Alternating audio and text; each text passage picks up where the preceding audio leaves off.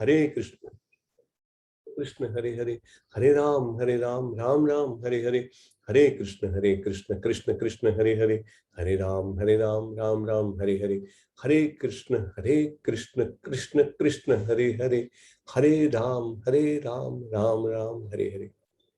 श्रीला प्रभुपाद की जय, चैतन्य महाप्रभु की जय, नामाचार्य श्री हरिदास ठाकुर की जय।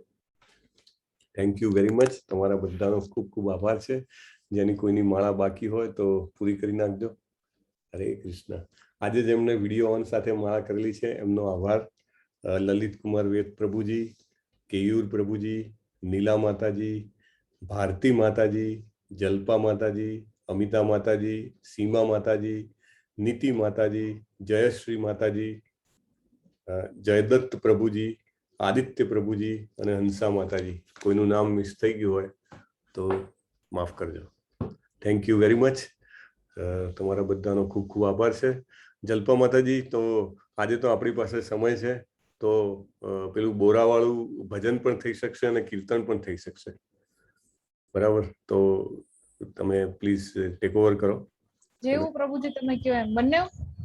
હા, બંને થઈ જશે। હજી વી આર સ્ટીલ 8:50। ઓકે, તો કીર્તન કરીને બોરો કૃપા લઈએ પ્રભુજી કે પેરા? आई थिंक कीर्तन કરી લઈએ, રાઈટ? ઓકે, હરે કૃષ્ણ। नमो विष्णुपदाय कृष्णपृष्ठाय भूतले श्रीमते भक्तिवेदान्त स्वामिन् इति नामिने। नमस्ते सरस्वती देवे गौरवाणी प्रचारिणे निर्विशेषा शून्यवादी पाश्चात्य देशतारिणे। जय श्री कृष्ण चैतन्य प्रभु नित्यानंदा श्री अद्वैता गदाधरा श्रीवासादि गौर भक्तवृंदा। हरे कृष्णा कृष्ण कृष्ण हरे हरे, हरे रामा राम राम हरे हरे, हरे कृष्णा कृष्ण कृष्ण हरे हरे, हरे रामा राम राम हरे हरे, हरे कृष्णा कृष्ण कृष्ण हरे हरे, हरे रामा राम राम हरे हरे, हरे कृष्णा कृष्ण कृष्ण हरे हरे, हरे रामा राम राम हरे हरे, हरे कृष्णा कृष्ण कृष्ण हरे हरे, हरे रामा राम राम हरे हरे, हरे कृष्णा कृष्ण कृष्ण हरे हरे, हरे रामा राम राम हरे हरे, हरे कृष्णा कृष्ण कृष्ण हरे हरे, हरे रामा राम राम हरे हरे, हरे कृष्णा कृष्ण कृष्ण हरे हरे, हरे रामा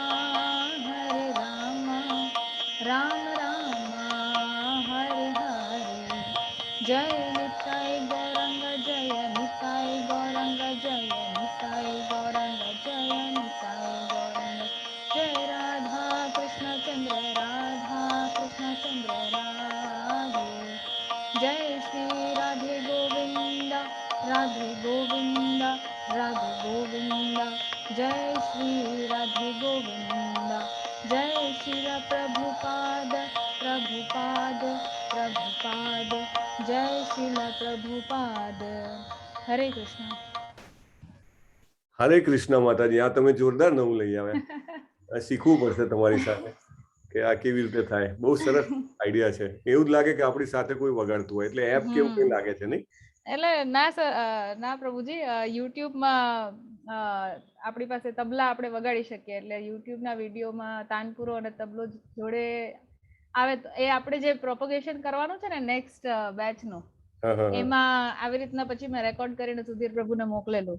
અચ્છા. કે એમાં પાછળ અગર બેકગ્રાઉન્ડમાં એમને વગાડવું હોય ને તો વગાડી શકે. એટલા માટે એટલે મને પછી ખ્યાલ આવ્યો કે આપણે અહીંયા બી એવું કરી શકાય. એટલે પછી આજે મેં ટ્રાય કરી. એમ મેં કીધું અગર બધાને ગમે તો આપણે એવું કરી શકીએ. બહુ સરસ. નહીં પણ બહુ સરસ લાગ્યું, અને એક સેવા કરતા બીજી સેવા કરવાનો આઈડિયા મળી ગયો.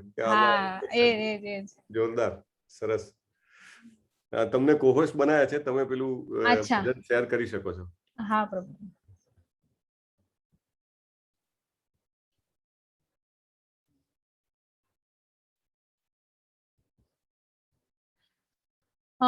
હરે કૃષ્ણ. મારી સ્ક્રીન દેખાય છે? હા માતા દેખાય. હા, તો બધા માટે એક નાની ઇન્ફોર્મેશન આપી દઉં આ ભજન વિશે. જ્યારે શ્રીલા પ્રભુપાદ અમેરિકા જઈ રહ્યા હતા ફર્સ્ટ ટાઈમ, જ્યારે એમને હાર્ટ એટેક બી આવેલા, ત્યારે એમણે આ ભજન લખેલું કે એમને કૃષ્ણ પર કેટલો ભરોસો છે અને કઈ રીતે કૃષ્ણ બધી સિચ્યુએશન હેન્ડલ કરી રહ્યા છે અને કેમ એમને આગળ વધવામાં મદદ કરી રહ્યા છે. તો એ શ્રદ્ધા એ આમાં વ્યક્ત કરી રહ્યા છે. ખૂબ સુંદર અભિવ્યક્તિ છે એમની આમાં. એના શબ્દો છે, બોરો કૃપા કોઈલે કૃષ્ણ, એટલે કૃષ્ણ તમારી બહુ મોટી કૃપા છે એમ. તો હું પ્રયત્ન કરું છું. બોરો કૃપા કોઈલે કૃષ્ણ અધ મેરા પ્રતિ, की लागिया नीले हेता कोरो ये बेगति, बुरो कृपा कोइले कृष्ण आछे के चू कर जा तबा ए आनु माने, नाहे के लो अनि बेन युग्रस्थाने, रजस्तमो गुण एरा सबाई आछना, वासुदेव कथा रुचि नाहे रे प्रसन्ना, તમારો અવાજ બહુ ધીમો આવે છે. કોઈલે કૃષ્ણ. હજુ સ્લો આવે છે પ્રભુજી? હા હા, ધીમો થઈ ગયો હમણાં, અચાનક જ ધીમો થઈ ગયો.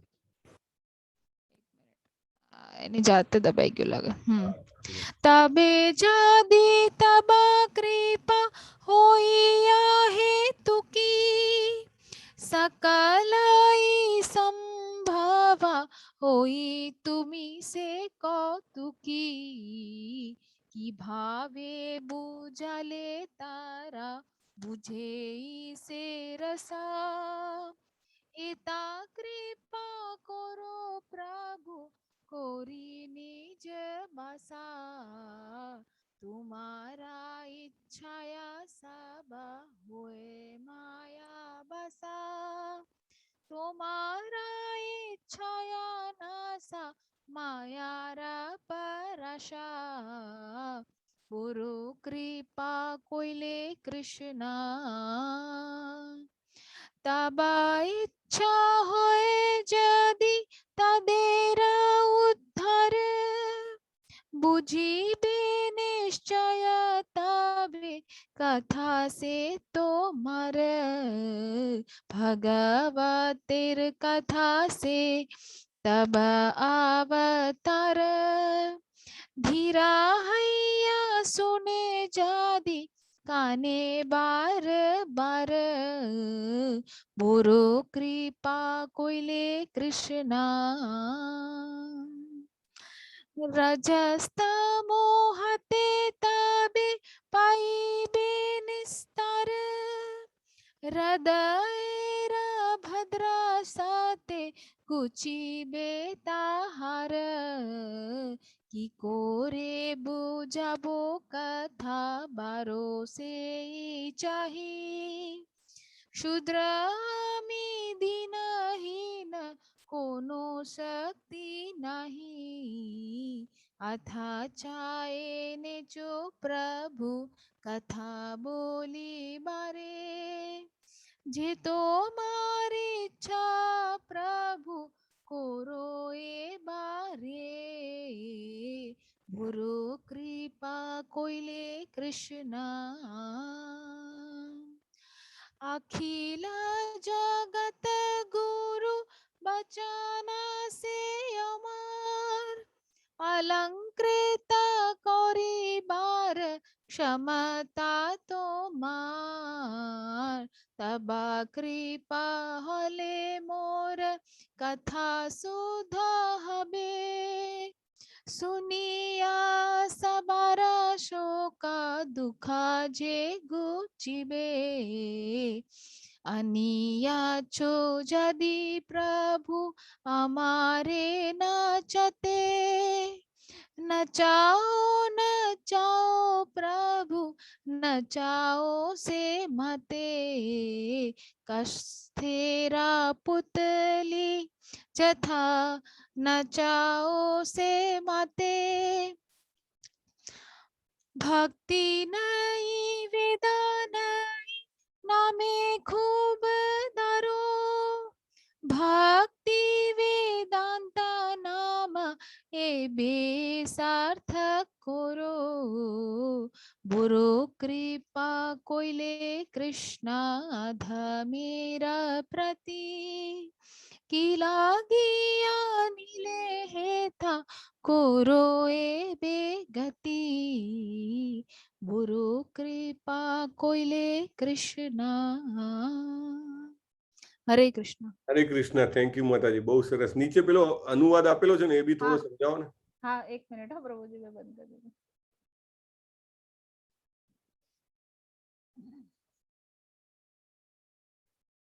માં લખે છે માય ડિયર લોર્ડ કૃષ્ણ જે આપણે કહ્યું કે ભાઈ એ એમના ઉપર બહુ જ કૃપા કરી રહ્યા છે તો you are so kind upon this useless soul મતલબ મારો આત્મા કોઈ જ કામનો નથી પણ તમારી કૃપા મારા ઉપર બહુ જ છે but I do not know why you have brought me here પણ મને એ નથી ખબર પડતી કે તમે મને અહીંયા શું કામ લઈ આવ્યા છો પણ હવે now you can do vote ever you like with me તમારે મારી સાથે જે કરવું એ કરો મતલબ પ્રભુપાદની એટલી એમના ઉપર શ્રદ્ધા છે કે ભાઈ જે કરશે એ એમના માટે જે બી ભલું હશે એ કરશે અથવા એમની ઈચ્છા પ્રમાણે જે કરવું હોય as a you know real devotee but I guess you have some business here otherwise why you would bring me to this terrible पर તમને કંઈક તો તમારું એમાં કામ હશે કંઈક તો રીઝન હશે જેના કારણે તમે મને આવા ભયંકર જે આપણે કહીએ છે દુખાલય શાશ્વતમ એમાં તમે મને અહીંયા લઈને આવ્યા છો તો એનું કંઈક તો કારણ હશે એમ most of the population here is covered by material modes જે આપણે વાત કરીએ છીએ કે ભાઈ તમસ અને રજસમાં આપણે લોકો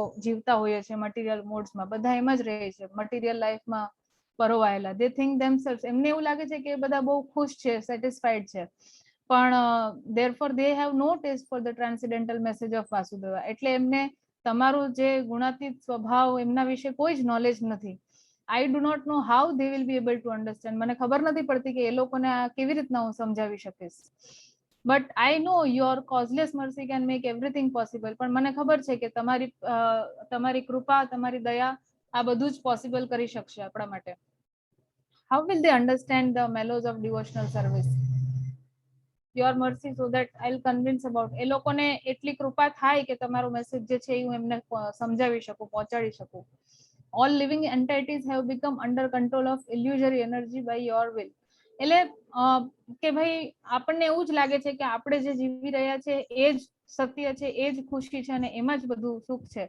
પણ એ બધું તો ઇલ્યુઝન છે એટલે ભ્રમ છે આપણો એમ I wish that you may deliver them. Therefore, if you so desire their deliverance, then only we will be able to understand your message. એટલે તમારી કૃપા હશે ફરી એ જ કહે છે તો જ અમને આ બધી વસ્તુ સમજાશે how will they become liberated એ બધા આ ignorance passion જે છે આપણા એમાંથી કઈ રીતે બહાર નીકળી શકશે thus all inauspicious things accumulate in the core of the heart will disappear. આ બધું ક્યારે જશે એ લોકોના દિલમાંથી?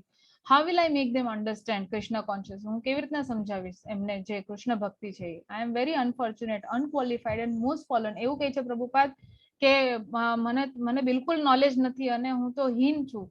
Therefore, I am seeking your benediction so that I can convince them, for I am powerless to do so on my own. એટલે હું તમને કહું છું કે તમે મારા ઉપર એટલી કૃપા કરો, because મારામાં એટલી શક્તિ નથી. એટલે તમે જ્યારે કૃપા કરશો ત્યારે હું એમને કન્વિન્સ કરી શકીશ, ત્યારે સમજાવી શકીશ. However or other, O Lord, you have brought me here to speak about you. Now, my Lord, it is up to you to make me. હું તમારા વિશે અહીંયા કહેવા માટે આવ્યો છું, તમે મને અહીંયા મોકલ્યો છે, એટલે હવે તમારા ઉપર છે કે હું આમાં સફળ થાવ કે વિફળ થાવ. So, O spiritual master of all the words, I can simply repeat your message. So, if you like, you can make my power of speaking suitable for their understanding. Again, એ જ express કરે છે કે એ જો એમને power આપશે તો જ એ એમનું પોતાનું કામ સફળ કરી શકશે. Only by your causeless mercy will my words become pure. I am sure that when this transcendental message penetrates their heart, they will certainly feel engladdened and thus become liberated from all unhappy conditions of life. એટલે એમની જ કૃપાથી જ્યારે એમનું હૃદય pure થશે, એટલે કે આપણું, અને આ વસ્તુ ખરી જે છે આપણને સમજાશે, રિયલ કૃષ્ણ ભક્તિ છે, ત્યારે આપણે આપણા મતે જે અત્યારે હેપીનેસ છે, જે ભ્રમમાં આપણે જીવી રહ્યા છે, એ બધામાંથી આપણે ફ્રી થશું અને એમની તરફ વળવાનો પ્રયત્ન કરીશું. Oh Lord, I am just like a puppet in your hands. So if you have brought me here to dance, make me dance, make me dance, make me dance. તો એવું કહે છે કે હું તો તમારા હાથની કઠપૂતળી છું, એટલે તમે મને નચાવી શકો છો, તમારે જેવી રીતે નચાવવું હોય તો તમે બસ મને નચાવતા રહો. I have no devotion, nor do I have any knowledge. મારામાં એવી કોઈ ભક્તિ નથી મારામાં એવું કોઈ જ્ઞાન. But I have strong faith in the holy name of Krishna. પણ મને કૃષ્ણના નામમાં એ વિશ્વાસ છે. I have been designated as a Bhakti Vedanta. And now, if you like, you can fulfill the real purpose of Bhakti Vedanta. મને ભક્તિ વેદાંત નામ આપવામાં આવ્યું છે, તો હવે તમારી ઈચ્છા હશે, તમારી કૃપા થશે તો હું મારા આ નામને સાર્થક કરી શકીશ. પછી તેઓ કહે છે કે signed the most unfortunate ઇનસિગ્નિફિકન્ટ beggar. કહે છે કે અનફોર્ચ્યુનેટ એટલે શું કહી શકાય, કમનસીબ, પોતાની જાતને બેગર કહે છે કે જેની કોઈ વેલ્યુ નથી, એવો હું એસી ભક્તિ વેદાંત સ્વામી ઓન બોર્ડ ધ શિપ જલદૂતા પર જે લખે છે ત્યાં નીચે પોતાની એવી રીતે સિગ્નેચર આપે છે. કોમનવેલ્થ પેર એનું નામ છે. આ શિપની સાથેનું બોસ્ટન મેસેચ્યુસેટ્સ યુએસએ માં લખેલી 18 સપ્ટેમ્બર 1965 ના દિવસે. થેન્ક યુ પ્રભુજી. આઈ હોપ કે આઈ જસ્ટિફાઈડ. બહુ સરસ. एक्चुअली तो मीनिंग वांचीए છે તો ઓર બી એમ લાગે કે બહુ દયનીય, આપણને એવું ફીલ થાય કે એમને કેટલી તકલીફ પડી હશે આટલું બધું કરતા, અને એમનો વિશ્વાસ કેટલો કે બિલકુલ ડગ્યો નહીં આટલા વર્ષે બી. એટલે બહુ જ સરસ. પછી આ વાંચીએ ને તો આપણને વધારે સારું લાગે. સો એવરીવન આ લિંક શેર કરી શકાય, અને ફરીથી એકવાર વાંચીને મીનિંગ વાંચશો તો વધારે ખ્યાલ આવશે કવિતાનો. શબ્દો બંગાળી છે પણ ઘણા બધા હિન્દી ગુજરાતીને ટચ થાય છે, એટલે આપણે સમજી શકીએ. તમે ચેટ બોક્સમાં આની લિંક નાખી દેજો, kkSongs.org ને. હા પ્રભુજી, નાખી. યસ, બહુ સરસ, બહુ સરસ, આનંદ થયો. આ જેટલી વાર સાંભળીએ ને તો આ ગીતમાં મજા જ આવે છે, એવું છે. એટલે ઇટ્સ સો વન્ડરફુલ. એટલે દરેક બેચમાં આપણે એકવાર તો આ કરવું જ જોઈએ. Thank you very much.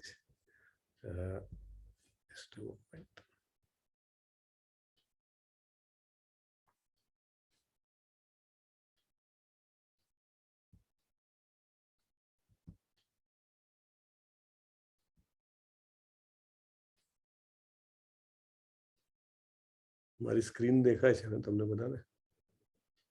Yes, okay. હા પ્રભુજી દેખાય છે. ઓકે. થેન્ક યુ ખુશી માતાજી. Yes, it was very nice bhajan. So many people have written. Yes, okay. સોળ માળા થઈ ગઈ છે, એક માળા થઈ ગઈ છે, ઘણા બધાના મેસેજ છે. ઓહો, થેન્ક યુ વેરી મચ તમારા બધાનો. જેણે બી માળાનો પણ મેસેજ આપ્યો છે એમનો ખૂબ ખૂબ આભાર. તો 15મો દિવસ છે આજે, અને તમે બધા જ નવો જ ઉત્સાહ, નવી ઉમંગ, ધ્યેય અને ધીરજ સાથે પધાર્યા છો. મને ખૂબ આનંદ છે. આજ જે કહેવાય ભગવાનની કૃપા જ કહેવાય. કારણ કે આવા આધ્યાત્મિક એન્ડ્યોવરમાં, સ્પિરિચ્યુઅલ એન્ડ્યોવર માટે જો ઉત્સાહ, ધીરજ અને નિશ્ચય મળે તો આપણે આ સંસાર સાગર તરી જઈએ ચપટીમાં, બરાબર ને? તો આપણે બધા એવો સાથે પ્રયત્ન કરીએ. સૌથી પહેલા મંગલાચરણ ગાઈશું અને મંગલતાને ઇન્વાઇટ કરીશું. શ્રીલા પ્રભુપાદ કી જય. ઓમ અજ્ઞાનતિમિરાંધસ્ય જ્ઞાનાંજનશલાકયા ચક્ષુરુન્મિલિतं येन તસ્मै શ્રી ગુરુવે નમઃ. શ્રી ચૈતન્ય મનોભીષ્ટં સ્થાપિतं येन ભૂતલે સ્વયં રૂપં કદા મह्यं દદાતિ સ્વપદાંતિકં. વંદેહમ શ્રી ગુરુમ શ્રીયુતમ પદકમલમ શ્રી ગુરુમ વૈષ્ણવાંશ્ચ શ્રી રૂપમ સાગ્રજાતમ સહગણ રઘુનાથાન્વિતમ તાન સજીવમ સાદ્વૈતમ સાવધૂતમ પરિજન સહિતમ કૃષ્ણ ચૈતન્ય દેવ શ્રી રાધા કૃષ્ણ પાદાન સહગણ લલિતાન શ્રી વિશાખાંશ્ચ.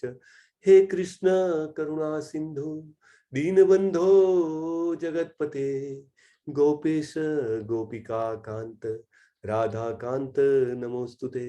તપ્ત કાંચન ગૌરાંગી રાધે વૃંદાવનેશ્વરી વૃષભાનુસુતે દેવી પ્રણમામિ હરિપ્રિયે.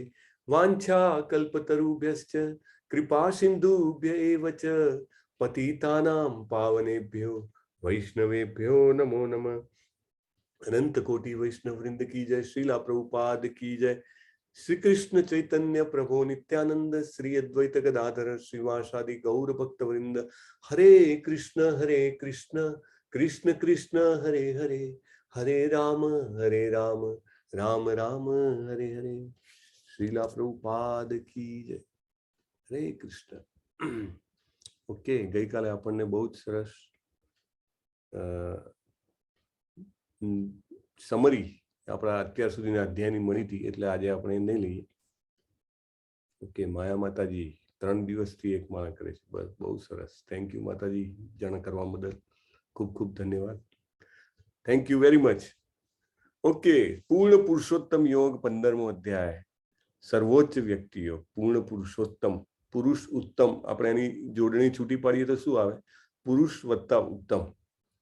પુરુષોમાં ઉત્તમ છે, એટલે he is the only પુરુષ, આમ તો વાત થાય તો, રાઈટ? તો અને પૂર્ણ પુરુષોત્તમ. આપણે બીજા અમુક અવતારો જે છે, અમુક જેને લાઈક મર્યાદા પુરુષોત્તમ. કોણ હતા મર્યાદા પુરુષોત્તમ? કોને ખબર છે? મર્યાદામાં રહ્યા. હરે કૃષ્ણ. યસ, હેતલ દવે માતાજી. પ્રભુ શ્રી રામ. હરે કૃષ્ણ. બહુ સરસ, થેન્ક યુ. બહુ સરસ. ઓકે, આટલા બધાને આવડતું હતું? હા, almost 6-7 people. Yes, thank you. તો એવી રીતે આ કૃષ્ણજી જે છે એ પૂર્ણ પુરુષોત્તમ છે, બરાબર છે? તો એમનું સ્વરૂપ જુઓ, કેટલું અદ્ભુત સ્વરૂપ છે. આના ઉપર બ્રહ્મ સંહિતામાં ગીત આવે છે, જે મેં તમને કીધું ને કે શૃંગાર આરતી વખતે ઇસ્કોનમાં વાગતું હોય, બધે જ, ઓલ ઓવર વર્લ્ડમાં. કંદર્પ કોટિ કમનીય વિશેષ શોભમ ગોવિંદમાદિ પુરુષમ તમહમ ભજામિ. આ જે સ્વરૂપ છે ને કૃષ્ણજીનું, દ્વિભુજ મુરલીધર સ્વરૂપ, એના ઉપર જ આ જે છે બ્રહ્માજીનો જે શ્લોક છે એ એના ઉપર આ ચિત્ર બનાવેલું છે. તો કંદર્પ કોટી એટલે કરોડો. કંદર્પ એટલે કામદેવોને. કામદેવ બધાને પજવે, પણ એવા કરોડો કામદેવો પણ જેના ઉપર મોહિત છે, એવું તમારું સ્વરૂપ છે. એટલે આ સ્વરૂપ છે ભગવાન. પૂર્ણ પુરુષોત્તમ એમને કહેવામાં આવ્યા છે, કારણ કે એમાં એમને બધા જ જેને કહેવાય કે ગુણોને એમને પ્રદર્શિત કર્યા, એટલે સર્વોચ્ચ વ્યક્તિ કહીએ છીએ આપણે એમને. શ્રી ભગવાન વાચ ઊર્ધ્વમૂલમ અધઃશાખમ અશ્વત્થમ પ્રાહુરવ્યયમ છંદાસી યસ્ય પર્ણાની યસ્તમ વેદ સ વેદવિત. પૂર્ણ પુરુષોત્તમ પરમેશ્વર બોલ્યા, એમ કહેવાય છે કે એક શાશ્વત અશ્વત્થ વૃક્ષ છે, જેના મૂળ ઉપરની તરફ, શાખાઓ નીચેની તરફ, પાંદડા વેદ મંત્રો, અને જે મનુષ્ય આ વૃક્ષને જાણે છે તે વેદોનો જ્ઞાતા છે. એટલે આવું તો કઈ વૃક્ષ થોડું હોય. એના મૂળિયા ઉપર હોય, પછી એની શાખાઓ નીચે હોય. શાખાઓ એટલે એની શું કહેવાય, બ્રાન્ચીસ ને એવું કઈ વૃક્ષ હોય. પણ જેને કહેવાય ને કે પેલું પડછાયો પડે ને તો થાય. સરોવરના કિનારે આપણે ગયા હોઈએ, તળાવના કિનારે, કે ઘણીવાર નદીનો બી જો કાંઠો શાંત હોય ને પાણી સેન્ટરમાં વહેતું હોય ને કિનારા ઉપર ના વહેતું હોય, તો આમ સ્થિર પાણી હોય એમાં બાજુમાં ઝાડ હોય તો એનો પડછાયો પડે તો આપણને ઊંધું લાગે કે ઝાડનું ડાળખા અને પાંદડા છે એ બધા નીચેની સાઈડ અને મૂળ ઉપરની સાઈડ. તો ભગવાન સંસારને આની સાથે વર્ણવે છે કે એક ઊંધું પીપળાનું વૃક્ષ, અશ્વત્થનું ઝાડ હોય તો એ કેવું હોય, એ આવું હોય. અહીંયા આગળ જે બતાવ્યું છે ને એવું. તો આ ઝાડ કેવું છે? જો આ ઝાડમાં શું શું દેખાય છે તમારે બધાએ મને એક એક કરીને કહેવાનું છે. તો એક સાથે નહીં, એક એક કરીને કહેજો. જો આ ઝાડ જે છે એમાં આપણે okay, we will start from top. ચલો ઉપરથી ચાલુ કરીએ. ઇવન ઝાડની ઉપર બરાબર. સૌથી ઉપર કોણ છે? આ તો બહુ જ ઈઝી છે, રાઈટ? તો ઓકે, યસ યસ, કેવુર પ્રભુ, કેવુર રાવલ પ્રભુ. યસ, હરે કૃષ્ણ પ્રભુજી. યસ, આ સૌથી ઉપર જે છે, ડિઝાયર પણ લખ્યું એની પણ ઉપર કોણ છે? ભગવાન શ્રી કૃષ્ણ છે. હા, શ્રી કૃષ્ણ સાથે અને કોણ? એમના જોડે રાધા રાણી છે. બીજું કોણ છે? તેમના ગાય અને એમના વાછરડાઓ છે. પછી ઝરણા છે જે વહે છે, મોર છે અને સુંદર વન છે. Thank you very much. તો હરે કૃષ્ણ. આપણે ગોલોક ચાર્ટ જોયો તો એમાં જોયું હતું ને કે સૌથી ઉપર ગોલોક વૃંદાવન ધામ છે ભગવાનનું, સૌથી ઉપર. પણ એ ધામ બહુ ઊંચું છે. પછી નીચે આવીએ આપણે એટલે આપણું જે ભૌતિક જગત આવે, ભૌતિક જગતમાં અહીંયા આગળ જે ટોપમાં જે મૂળિયાના ટોપ છે ને, આ મૂળિયું બતાવ્યું છે બરાબર. મૂળિયા ઉપર છે, એના ટોપ ઉપર બેઠા એ કોણ છે? નિકેતા માતાજી. હરે કૃષ્ણ. હરે કૃષ્ણ પ્રભુજી. ત્રણેય દેવો છે કે બ્રહ્મા, વિષ્ણુ, મહેશ? સેન્ટરમાં તો બ્રહ્માજી એકલા જ છે બરાબર ને? બ્રહ્માજી છે ટૂંકમાં. કારણ કે ઉપરનું આપણે પેલું લોક જોયું હતું ને, એમાં સૌથી સત્ય લોક હતું, બ્રહ્માજીનું લોક છે, રાઈટ? અને કમળ પર વિરાજમાન છે. કમળ પર વિરાજમાન છે, પરફેક્ટ. કમળ પર વિરાજમાન છે. અને એમના કેટલા મુખ છે? 3 મુખ છે. એમના ચતુર્મુખ છે. એક પાછળ છે એટલે દેખાતું નથી આપણને, બરાબર? એટલે ચતુર્મુખી બ્રહ્મા છે. આપણા બ્રહ્મા ચતુર્મુખી છે. બીજા બધા બ્રહ્માંડોમાં અલગ અલગ છે. એમના કેટલા હાથ છે? 4 હાથ છે, બરાબર? 4 હાથ. થેન્ક યુ વેરી મચ માતાજી. ઓકે, નેક્સ્ટ ક્વેશ્ચન કે આ જે પહેલી ઉપરની ડાળખી છે ને, એ ડાળખી ઉપર થોડા દેવી દેવતા દેખાય છે. અથવા તો આ ચિત્રમાં બીજા પણ જે દેવી દેવતા દેખાય છે એમના નામ કહેવાના છે. નરેશ સરૈયા પ્રભુ. હરે કૃષ્ણ. હા, કોણ કોણ? આ જુઓ રાઈટ સાઈડમાં કોણ છે? આ ઘોડા અને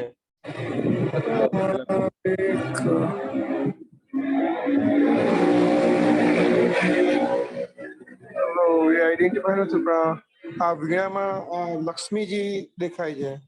લક્ષ્મીજી તમને દેખાય છે? લક્ષ્મીજી ક્યાં દેખાય છે? એક મિનિટ. મારે વીણા સરસ્વતી, સોરી, સરસ્વતી. હા, સરસ્વતીજી. સરસ્વતીજીની ઉપર જે રાઈટ સાઈડમાં છે કોણ છે ખબર છે? ઘોડા વાળો જે રથ છે. ના, નથી આઈડિયા આવતો સર.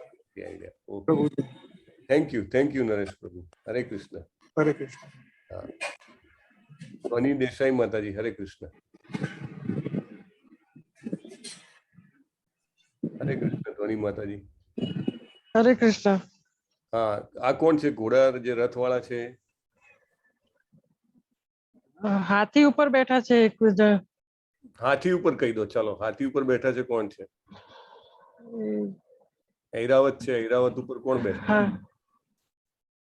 નથી ખબર પ્રભુજી. ખબર? Okay, thank you. હરે કૃષ્ણ. હંસા માતાજી. યસ માતાજી. હંસા માતાજીને અનમ્યુટ કરો. યસ. હરે કૃષ્ણ.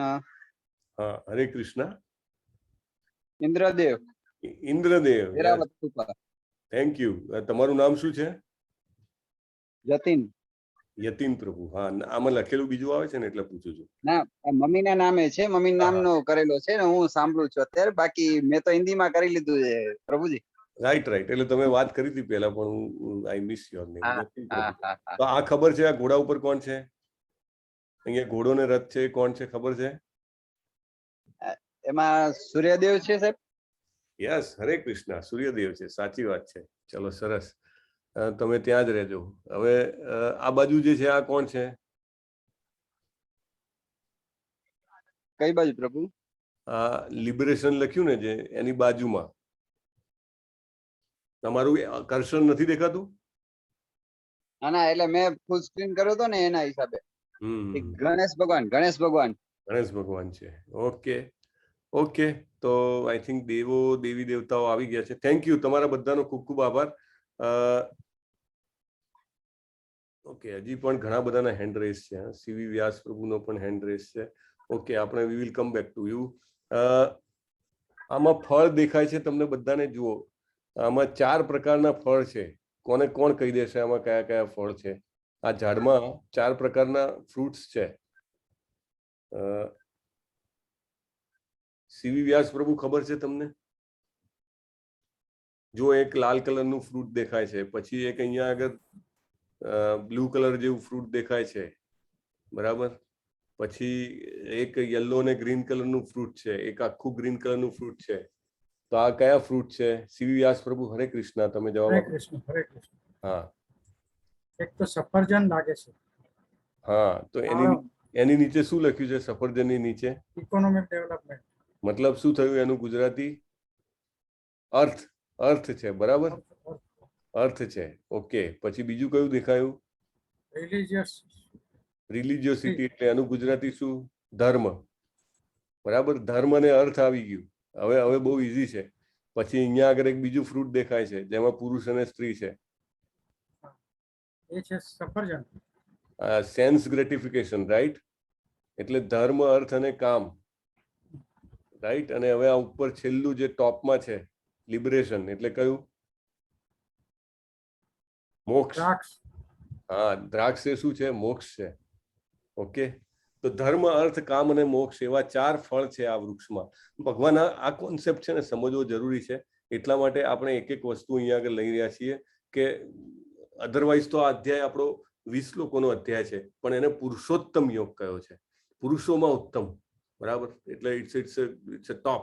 તો એને આપણે સમજીએ આ વૃક્ષને અને એની પાછળનો કોન્સેપ્ટ સમજીએ તો આ અધ્યાય સમજવામાં બહુ સરળતા લાગે. એટલા માટે તો આ જે અધ્યાય છે, આ જે વૃક્ષ છે એ સંસાર રૂપી વૃક્ષ છે, બરાબર?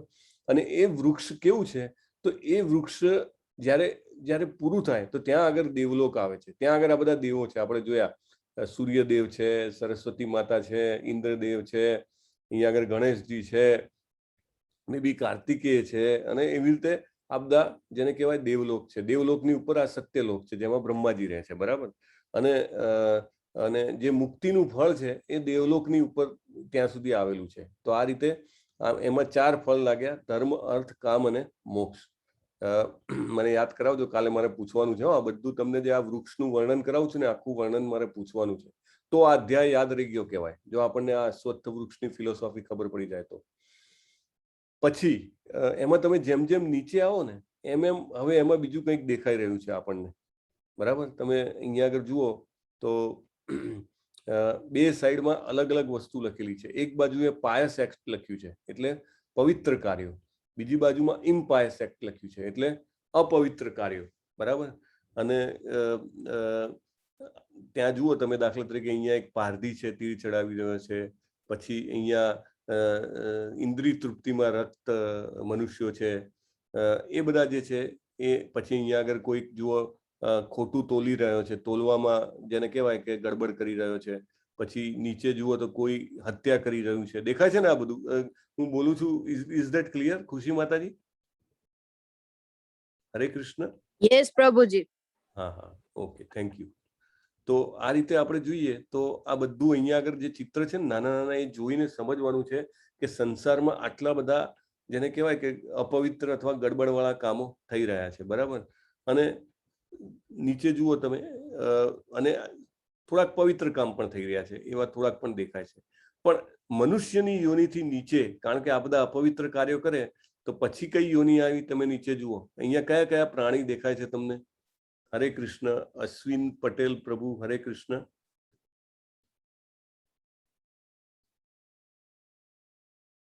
ટિક 1, હરે Krishna. Tick 2, tick 3, tick tick 4, tick tick 5. ગાય છે, હા ગાય માતા છે, અવાજ આવે છે? હા, ગૌ માતા છે. પછી યસ, બરાબર છે. ગૌ માતા છે, હમ એ ગરુડી છે. ગૌ માતા છે. પછી બીજું કોણ દેખાયું? હાલો, હા હા, સંભળાય છે. હા, તમારા નેટવર્ક ગાય સ્નેક થઈ ગયો. હરે કૃષ્ણ. હરે કૃષ્ણ, અવાજ આવે છે? હા, કપાય છે પણ ઠીક છે, બોલો બોલો.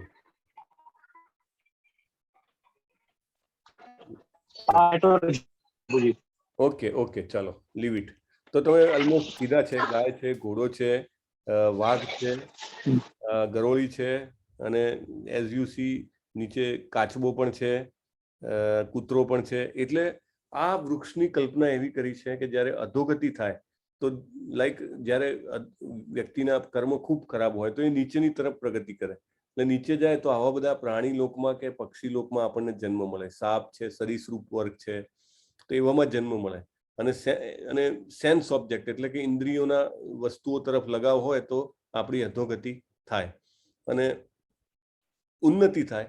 તો ઉન્નતિમાંથી ધીરે ધીરે તમે જુઓ કે ધાર્મિક થાય માણસ. રિલિજિયોસિટીની બાજુમાં એક વ્યક્તિ છે, એ ભગવાનનું ભજન કરી રહ્યો છે, બરાબર. તો એ રીતે અને આ જેટલા પાંદડાઓ છે એને વેદની રૂચાઓ કીધી છે. એટલે આપણે જે ભગવદ્ ગીતા ભણી રહ્યા છીએ, આપણે જે એનો આપણે ચર્ચા કરી રહ્યા છીએ, તો એ જે ચર્ચા છે એ આપણને વેદનો જે સાર છે, વેદનું અમૃત છે, એ આપણને આપે છે. તો એનું આપણે અછોડો લઈએ, એને આપણે આપણો આધાર બનાવીએ અને ભગવાનના નામનો જપ કરીએ તો ધીમે ધીમે ધીમે આપણે ઉપરની તરફ ગતિ કરી શકીએ. પણ આપણું લક્ષ્ય એવું ના હોવું જોઈએ કે આપણે આ બધા ટોપના ફળો છે એ બધા ફળો ખાઈએ અથવા દેવી દેવતાઓ બનીએ અથવા બ્રહ્મા બનીએ. આપણું લક્ષ્ય શું હોવું જોઈએ કે જે આપણે પહેલા પ્રશ્નના જવાબમાં જાણવા મળ્યું એમ, આપણે અહીંયા ગોલોક વૃંદાવન ધામમાં કોઈ ને કોઈ રસમાં આપણે ભગવાન સાથે સંલગ્ન રહેવું જોઈએ. 4 પ્રકારના ભગવાન સાથે સંબંધ બાંધી શકાય. કયા કયા 4 પ્રકાર? જે મેઇન જે છે એ જે છે શાંત, દાસ્ય, સાખ્ય, માધુર્ય અને વાત્સલ્ય, એ 5 પ્રકારના બાંધી શકાય. અને ટોટલ બાકીના 7 મળીને આપણે 12 પ્રકારના રસથી અથવા સંબંધથી ભગવાન સાથે જોડાઈ શકીએ. તો આ જે છે આ સંસારનું વૃક્ષ જે છે એની ભગવાન વાત કરે છે. તો આ વૃક્ષની શાખાઓ નીચે અને ઉપરની તરફ વિસ્તરે છે. ભૌતિક પ્રકૃતિના 3 પ્રકારના ગુણો દ્વારા પોષણ પામે છે. ડાળખીઓ ઇન્દ્રિયોના વિષયો છે. વૃક્ષના મૂળ નીચે પણ જાય છે અને તે માનવ સમાજના સકામ કર્મોથી બંધાયેલા છે. સકામ કર્મ એટલે કે હું કંઈક દાન કરું, હું કંઈક તપ કરું, હું કંઈક પુણ્ય કરું તો મને કંઈક ભૌતિક ફાયદો થાય. પણ એ ભૌતિક ફાયદો કેવો હોય? ટેમ્પરરી હોય અને જેને કહેવાય કે શોર્ટ ટર્મમાં ફાયદો કરે, લોંગ ટર્મમાં નુકસાન કરે. તો એવા સકામ કર્મોથી આપણે આખો માનવ સમાજ છે એ બંધાઈ ગયેલો છે. મને શું મળશે એ સિવાય કોઈ આગળ વિચારતું નથી. આ વૃક્ષના વાસ્તવિક સ્વરૂપની અનુભૂતિ આ જગતમાં કરી શકાતી નથી. કોઈ પણ એ સમજી શકતું નથી કે આનો આદિ ક્યાં છે કે અંત ક્યાં છે. એટલે સંસાર ક્યાંથી ચાલુ થયો અને ક્યાં પૂરો થશે, એનો આધાર શું છે, એ બધાને કોઈને ખબર હોતી નથી. પરંતુ મનુષ્ય આ સુદૃઢ મૂળવાળા વૃક્ષને વિરક્તિના શસ્ત્રો વડે નિશ્ચયપૂર્વક કાપી નાખવું જોઈએ. એટલે શું કહે છે કે અનાશક્તિ અથવા વિરક્તિ જે હોય એને આપણે ઉપયોગ કરીએ તો આપણે આ વૃક્ષ જે છે એને કાપી શકીએ. કાપી શકીએ એટલે આપણે એનાથી પર જઈ શકીએ. નહીં તો આ વૃક્ષની અંદર જ ઘૂમ્યા કરીએ. આપણે જે 84 લાખ યોની છે એમાં જ ફર્યા કરીએ. તો તેણે એવા સ્થાનની શોધ કરી લેવી જોઈએ કે જ્યાં ગયા પછી પાછા આવવાનું રહેશે નહીં. અને ત્યાં તેને પૂર્ણ પુરુષોત્તમ પરમેશ્વરનું શરણ લેવું જોઈએ કે જેમનાથી અનાદિકાલથી દરેક વસ્તુનો આરંભ થાય છે અને વિસ્તાર પણ થાય છે. તો અહીંયા આગળ ભગવાન જે છે એ કહે છે કે આ વૃક્ષ જે છે એ વૃક્ષને આપણે શું કરવું જોઈએ? આપણે કાપી નાખવું જોઈએ. અને એ વૃક્ષને કાપવાથી શું થાય કે આપણે ભગવાનના ધામમાં જઈ શકીએ. એટલે આપણે કહીએ કે આવું કેવી રીતે બને કે વૃક્ષને કાપવું કેવી રીતે? અને લિટરલી એવું કોઈ વૃક્ષ છે કે નહીં? પણ એકચ્યુઅલી એવું કોઈ વૃક્ષ છે નહીં. પણ આપણે કલ્પના કરવાની છે કે આ સંસાર છે એ પરાવર્તન પામેલા વૃક્ષ જેવો છે, એવી આપણે કલ્પના કરવાની છે. તો આપણે જેમ જેમ ધીમે ધીમે અનાશક્તિ કેળવીએ અને જેમ જેમ આપણે એને એમ કહેવાય કે સાચા સ્વરૂપમાં દેખતા થઈએ તો એમ એમ આપણે જે કહેવાય આપણું પ્રોગ્રેશન થાય, ભગવાન તરફ આપણી ગતિ થાય. આજકાલ તો લોકો કેવા છે, ઉપયોગવાદી આપણે માનસિકતા બનાવી દીધી છે. માતા પિતા વૃદ્ધ થઈ રહ્યા છે તો એમને છોડી દો, લગ્ન જીવન મુશ્કેલ બની રહ્યું છે તો પોતાના જીવન સાથીને છોડી દો, મિત્રો સ્વાર્થી છે તો મિત્રોને છોડી દો, બાળકો તોફાની છે તો એમને છોડી દો અને એમને બોર્ડિંગમાં મૂકી દો. આપણે આપણી જાતથી નાખુશ છીએ અને ઘણા લોકો તો એટલા પોતાની જાતથી નાખુશ હોય કે પોતાને જ છોડી દે, આત્મહત્યા કરી દે. પણ ફોનની સ્ક્રીન ખરાબ થાય તો કઈ છોડી દે છે? એવું છે. હવે 6થો શ્લોક આવે છે જે બહુ જ સુંદર, અને ભગવાન જે છે કે એવું કહી શકાય કે ફરીથી પ્રોમ્પ્ટ કરે છે, બધા આપણને હલાવે છે આમ પકડીને કે વિચારો. ન તદ્ભ્રાસયતે સૂર્યો ન શશાંકો ન પાવક યદ ગત્વાન નિવર્તન્તે તદ્ધામ પરમમ મમ. કેટલા અદ્ભુત શબ્દો છે, એકદમ અદ્ભુત શબ્દો છે. આ જો જીવ છે એ જીવ ભૌતિક જગતથી જ્યારે આધ્યાત્મિક જગત ભગવાનના ધામમાં જાય છે એનું આ દ્રશ્ય છે, બરાબર. અને એનું વર્ણન જુઓ. ન તદ્ભ્રાસય તે સૂર્યો, એટલે ભગવાનના ધામમાં સૂર્ય અને ચંદ્રથી પ્રકાશ થતો નથી. આપણી પૃથ્વી ઉપર તો પૃથ્વી એકચ્યુઅલી તો અંધારામાં જ છે. જ્યારે સૂર્યની સામે આવે ત્યારે અજવાળું થાય, બાકી આપણા કોઈનામાં પણ અજવાળું છે નહીં. જ્યારે ભગવાનનું ધામ કેવું છે કે ત્યાં સૂર્ય અને ચંદ્ર વગર સ્વયં પ્રકાશિત જગ્યા છે. એ જગ્યા ભગવાનના ધામમાં બધું જ સ્વયં પ્રકાશિત છે. અને ત્યાં આગળ આજે છે કોઈ અગ્નિ કે વીજળી પણ હોતું નથી. ન શશાંકો ન પાવક. શશાંક અને પાવક, પાવક એટલે અગ્નિ અને શશાંક એટલે ચંદ્ર, તો એ પણ નથી. જે મનુષ્યો ત્યાં પહોંચી જાય છે, યદ ગત્વા, જે ત્યાં પહોંચી જાય, ન નિવર્તનતે, એ લોકો આ ભૌતિક જગતમાં પછી કદી પાછા આવતા નથી. તદ્ધામ પરમમ. ભગવાન પોતે આટલું વર્ણન કરે છે. હવે પણ આપણે વિશ્વાસ ના રાખીએ તો આપણા જેવા ગાણા મૂર્ખ કોણ કહેવાય. ભગવાન સામેથી કહે છે મારું ધામ કેવું છે, બરાબર. તો આપણે વારંવાર આ બધા શ્લોક છે, આ બધા જે વિચારો છે એનું અમૃતપાન કરવું જોઈએ. તદ્ધામ પરમમ. ભગવાન આવીને કહે છે મારું ધામ આવું છે, અને એ બી કેવું છે? પરમમ. પરમ એટલે ઉચ્ચ. આપણે બધાને ખ્યાલ હશે પરમ શબ્દ એનો ઉપયોગ શેમાં થાય? The greatest, the highest, the most advance place. એટલે ભગવાનનું ધામ પરમ છે. બીજા બધા ધામ જે છે એમની નીચે આવે છે, બીજા બધા લોક એમની નીચે આવે છે. ભગવાનનું ધામ પરમ છે. અને ત્યાં આગળ કેવું છે? સૂર્યચંદ્રની જરૂર વગર જ બધું સ્વયં પ્રકાશિત છે, એવું બધું કહે છે. એમાં ભાગવતમમાં તો બહુ સરસ ડિટેલમાં આવે કે ત્યાં આગળ દિવસ રાતની જરૂર નથી. ત્યાં આગળ બધા જેટલા બી જીવો હોય આપણને ત્યાં જવા મળે તો આપણે હંમેશા તરુણાવસ્થામાં રહીએ. જન્મ મૃત્યુ જરા વ્યાધિ બધાથી મુક્ત થઈ જઈએ.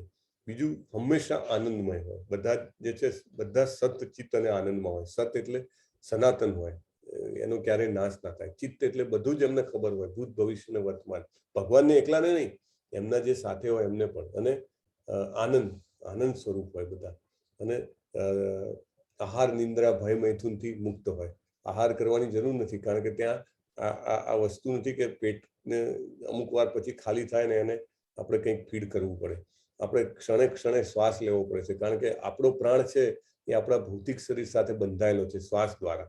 ત્યાં આગળ એવું નથી. ત્યાં આગળ શરીર આત્મા અને મન બધું એક જ છે, કશું અલગ અલગ નથી. એટલે કશાને કશાથી બાંધવાની જરૂર નથી. એટલે ત્યાં આગળ શ્વાસ લેવાની પણ જરૂર નથી. એટલે આહાર નિંદ્રાની જરૂર નથી. આપણું તો શરીર માયામાં છે એટલે નિંદ્રાની જરૂર છે. એટલે તમે આપણે ફૂલ ટાઈમ ભગવાનની સેવા કરી શકીએ, 24/7 જેને કહેવાય ને એવી રીતે. તો આહાર નિંદ્રા ભય, કંઈ જ ભય નથી. અને આનંદ એટલો ઉચ્ચ છે કે મૈથુનનો આનંદ એની આગળ કાંઈ જ ના લાગે. એટલે આ બધી જ વસ્તુથી મુક્તિ મળે. 3 પ્રકારના દુઃખો જે છે, આદિ ભૌતિક, આદિ દૈવિક અને આધ્યાત્મિક, 3 પ્રકારના દુઃખોથી પણ મુક્તિ છે ભગવાનના ધામમાં. અને ત્યાં આગળ જાય પછી કોણ પાછું આવે? કોઈને પણ મન ના થાય, બરાબર. ક્યારેક એવું બને કે ભગવાન પોતાના બહુ જ પ્યારા જે સેવક હોય કે એમનો જે ભક્તો હોય એને કે જા તું મારા માટે જા, અને બીજા ઘણા બધા લોકો જે વ્યથિત છે સંસારમાં એમને પાછા લઈ આવ. તો શ્રીલા પ્રભુપાદ આવે આપણી પાસે અને આવીને આપણા બધાને આ ભગવાનની જે ગીતા છે એને એઝ ઇટ ઇઝ આપણાને આપે. નહીં તો બીજા બધા લોકોએ ગીતાનો એટલો બધો મિસયુઝ કરેલો છે. ઇવન આ શ્લોકના પણ ભાષાંતરમાં તમે જુઓ, ઓ માય ગોડ, એટલું બધું એને ફેરવીને લખે ને કે ભગવાન તદ્ધામ પરમમ મમ. તો એનો એવો મતલબ કાઢે કે એવું કોઈ ધામ જ નથી. અને પરમ એટલે શું? પરમ તો કંઈ ઉચ્ચ નથી. એટલે એનું એક ભૌતિક મિનિંગ કાઢીને આખા શ્લોકને મારી નાખે. ભગવાનને પણ જાણે મારી નાખવાનો પ્રયત્ન કરતા હોય એવી રીતે, અને પોતાનો જ અંદર કોન્કોક્શન ને મેન્ટલ લોજિક બધું બેસાડી દે, એટલે આપણને ભાવ કે ભક્તિ કે શ્રદ્ધા જ ન જાગે. અને એવું વાંચીએ તો આપણે શું થાય, વિષ સમાન આપણે વાંચતા હોઈએ, ભલે એ જ ભગવદ્ ગીતા વાંચીએ, પણ જો ભક્તિ ના હોય તો શું કરવાનું? આપણે આ ભગવદ્ ગીતાનું રટણ કરીએ છીએ, વર્ષો સુધી રટણ કરીએ, પણ આપણામાં ભાવ ના જાગે, આપણને સેવા કરવાની ઈચ્છા ના થાય, આપણને હરે કૃષ્ણ કૃષ્ણ કૃષ્ણ હરે હરે, હરે રામ રામ રામ હરે હરે એ કરવાનું મન ના થાય, અથવા તો એ ન કરીએ તો આપણે ગમે તેટલા વર્ષો સુધી કરશું તો પણ આ જ્ઞાન કેવું રહેશે? આપણું પોપટિયું જ્ઞાન રહેશે, કે પોપટને બિલાડી ગળામાંથી પકડે ત્યારે એને રામ રામ યાદ ના હોય, ભલે આને ગમે તેટલું શીખવાડ્યું ત્યારે તો ચે જ કરે, એટલે મૃત્યુ આવે ત્યારે બધું ભૂલી જવાય, કશા કામનું નહીં. એટલે સેવા કરવાનું ભૂલવું ના જોઈએ, તો આપણને આ જ્ઞાન છે એ યાદ આવશે, કે જ્યારે આપણને જરૂર હશે ત્યારે આપણને આવશે કે ભગવાનનું ધામ કેવું છે. ન તદ્ભ્રાસય તે સૂર્યો ન શશાંકો ન પાવક યદ ગત્વાન નિવર્તન્તે તદ્ધામ પરમમ. વારે વારે યાદ કરીએ ત્યારે આપણને એક ભાવના જાગવી જોઈએ, આપણને સેવા કરવાની ઈચ્છા થવી જોઈએ. અલગ અલગ પ્રકારની સેવા છે, સૌથી મોટી સેવા છે હરિનામ જપની, એ સેવા કરવાનું આપણને મન થવું જોઈએ. મમૈવાંસો જીવલોકે જીવભૂત સનાતન મનઃષ્ઠાન ઇન્દ્રિયાણી પ્રકૃતિ સ્થાની કરશતિ. કેટલો સરસ શ્લોક છે. જુઓ, ગયા અધ્યાયમાં પણ આપણે જાણ્યું હતું કે ભગવાન કહે છે કે હું પિતા છું, બરાબર? કયો શ્લોક હતો એ રહ્યો? અહીંયા આગળ પણ ભગવાન કહે છે મમૈવાંસો જીવલોકે, બરાબર? એટલે આ જીવલોકે જેટલા પણ જીવ છે આપણા લોકમાં એ બધા મારા અંશ છે. મમઈ એટલે મારા, અંશો એટલે મારા અંશ છે. આપણે બધા ભગવાનના અંશ છીએ, બરાબર? જીવભૂત સનાતન એટલે ભગવાને કીધું કે એ બધા જ સનાતન છે, અને મારી જેમ જ બધા સનાતન છે. એટલે એવું નથી કે આ શરીર ગયું એટલે પતી ગયું. આપણે એવું માનીને આપણા લગભગ 99% પ્લાનિંગ જે હોય આપણા જનરલી એવા જ હોય કે આપણે આપણા જીવન માટે જ વિચારતા હોઈએ. કાલે ઉઠીને મૃત્યુ આવે તો એની કોઈ તૈયારી નહીં, એના માટે કશું વિચારવાનું નહીં, બરાબર? અહીંયા કેટલો ભોગ લેવાઈ જાય, પણ ભગવાન અહીંયા કહે છે જીવભૂત સનાતન, આપણે સનાતન રહેવાના છીએ, બરાબર? તો આપણું પ્લાનિંગ તો એટર્નિટી માટેનું હોવું જોઈએ, શાશ્વતતા માટેનું હોવું જોઈએ. અને ભગવાનને એક પિતાને કે માતાને પોતાના પુત્રના દુઃખ જોઈને દર્દ થતું હોય એવું દર્દ થાય છે. શું કહે છે? મનઃષ્ઠાન ઇન્દ્રિયાણી એટલે મન, જે 6 ઇન્દ્રિયો છે એના દ્વારા પ્રકૃતિ સ્થાની કરશતી, પ્રકૃતિથી એને ખૂબ કરશતી એટલે ખૂબ દુઃખ થાય છે, કઠોર સંઘર્ષ જેને કહેવાય એ કરશતીમાં આવે છે. તો આમાં ભગવાન પોતાને શું કહે છે? મારા અંશ છે બધા જીવો. આગળ આપણે કયો શ્લોક જોયો એ? ત્યાં ભગવાને કીધું કે હું બધાનો પિતા છું.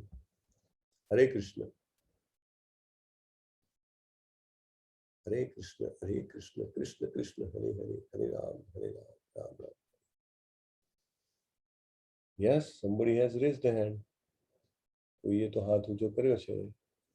કોણ છે? ખુશી માતાજી. યસ, વંદના મહેતા. હરે કૃષ્ણ. હરે કૃષ્ણ. સર્વયોનિષુ કૌંતેય મૂર્તય સંભવયઃ તાસાં બ્રહ્મ મહોદ્યોનિરહં બીજ પ્રદ પ્રપિતા. Thank you. આ સર્વ, હા બોલો. હા, આ સર્વ યોનિઓ ભૌતિક પ્રકૃતિમાં જન્મ દ્વારા શક્ય બનાવાય છે, અને હું તેમનો બીજ પ્રદાન કરનાર પિતા છું. બહુ સરસ, થેન્ક યુ. સરસ, એટલું ઝડપથી ત્વરાથી શોધી નાખવા માટે. તો ભગવાને ત્યાં પણ કીધું કે અહમ બીજ પ્રદ પિતા, એટલે બીજ આપનાર પિતા હું છું. ભગવાને આપણે વાત થઈ ગઈ ને ગઈકાલે, માતા શરીર આપે, પિતા આપે છે. ભગવાને ત્યારે કહી દીધું આપણને કે હું બીજ આપનારો પિતા છું. અહીંયા ફરીથી કહે છે ભગવાન, સાચું જે સત્ય હોય ને એને વારંવાર દોહરાવવું જોઈએ. કોઈ એમ કે રિપીટેશન છે, રિપીટેશનની જરૂર છે. આપણા હૃદય સોસરવું ઉતરી જાય ત્યાં સુધીનું આ સત્ય આપણે રિપીટ કર્યા જ કરવું જોઈએ, બરાબર? દાખલા તરીકે જ્યારે નવું છોકરો ભણવા મૂક્યો હોય અને 1 થી 10 એને શીખવાડવાના હોય, અથવા કક્કો શીખવાડવાનો હોય, અથવા શીખવાડવાની હોય, તો યુ કેન અનમ્યુટ ઇટ. હરે કૃષ્ણ. તો આપણે વારંવાર રિપીટ કરીએ છીએ કે નથી કરતા? કરીએ છીએ ને. તો એવી રીતે આ સત્ય છે એ આપણા જેને કહેવાય કે આપણે આપણા અસ્તિત્વમાં ઘૂસી જાય એના માટે ભગવાન વારે વારે કહે છે. એક જ વાત છે પણ એને ફેરવીને અલગ અલગ તરીકાથી આપણને કહેવામાં આવે છે. એટલે આપણે બધા એમના અંશ છીએ અને એ આપણા પિતા છે. એ એક મોટામાં મોટું સત્ય છે અને એ સૌથી ઉપર છે, બરાબર? આગળના શ્લોકમાં જેમ કીધું તદ ધામ પરમમ મમ, પરમમ મમ, મારું ધામ તો પરમ જ છે. હજી અનમ્યુટ નથી, maybe you can do unmute. Okay okay. તો એ જે ધામ છે એ પરમ છે, એટલે એ પરમ ધામના જે અધિપતિ હોય એ પણ પરમ જ, રાઈટ?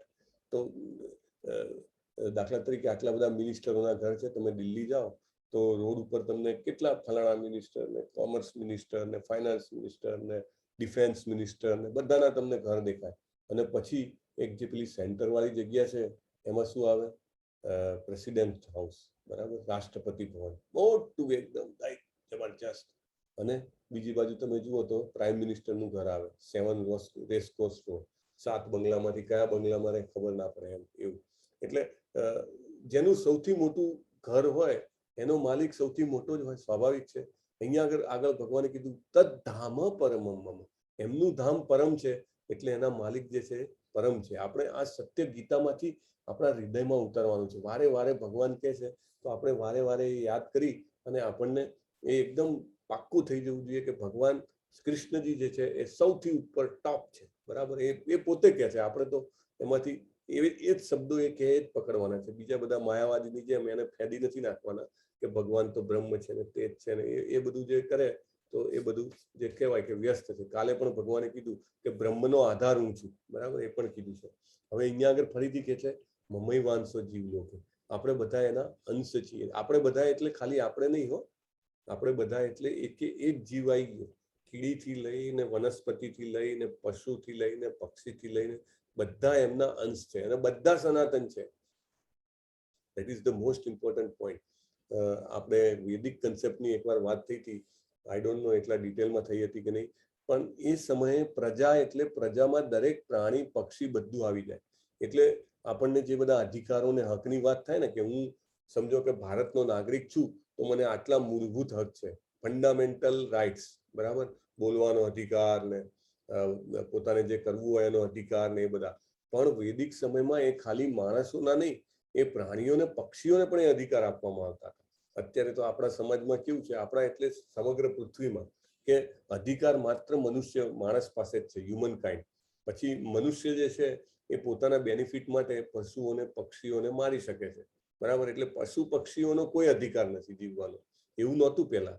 ભાગવતમના પહેલા જ ખંડમાં વાત આવે છે કે પરીક્ષિત મહારાજ જે અર્જુનના પૌત્ર છે, બરાબર, એમનું સામ્રાજ્ય ચાલતું હોય છે જ્યારે, અને રાજા હંમેશા નગરચર્યા કરવા નીકળે, એટલે બહાર નીકળે છે એમના રાજ્યમાં અને જોવે છે કે એક વ્યક્તિએ જે બળદ હોય એના 3 પગ કાપી નાખ્યા હોય છે. એટલે બળદ કણસતો ત્યાં આગળ ઊભો હોય છે અને બાજુમાં એ વ્યક્તિ હોય છે જે કલી પુરુષ હોય છે. એટલે તરત જ એ તલવાર કાઢે છે, મારા રાજ્યમાં કે કોને તારા મૂળભૂત હક, જીવવાનો હક કોને છીનવી લીધો? અને કલી પુરુષ થરથર થરથર કાપે છે.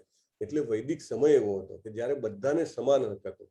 પશુઓ, પક્ષીઓ, વનસ્પતિ બધાને જીવની કેટેગરીમાં ગણવામાં આવતા. એ કેમ ગણવામાં આવતા? કે ત્યારે આ સત્ય જે છે બધા ઘોળીને પીધેલું હતું બધાએ, કે ભાઈ બધા જ જે જીવ છે એ ભગવાનના અંશ છે અને બધા જ સનાતન છે. એટલે આજે આપણે એને મારીશું તો કાલે એ મને મારશે, બરાબર. આપણે નારદજી અને મૃગારીની કથામાં જોયું ને, નારદજી કહે છે કે મને ખાલી આ પશુઓની નહીં, મને તો તારી પણ દયા આવે છે. અને પેલો હસવા મળે છે, મારી શું દયા?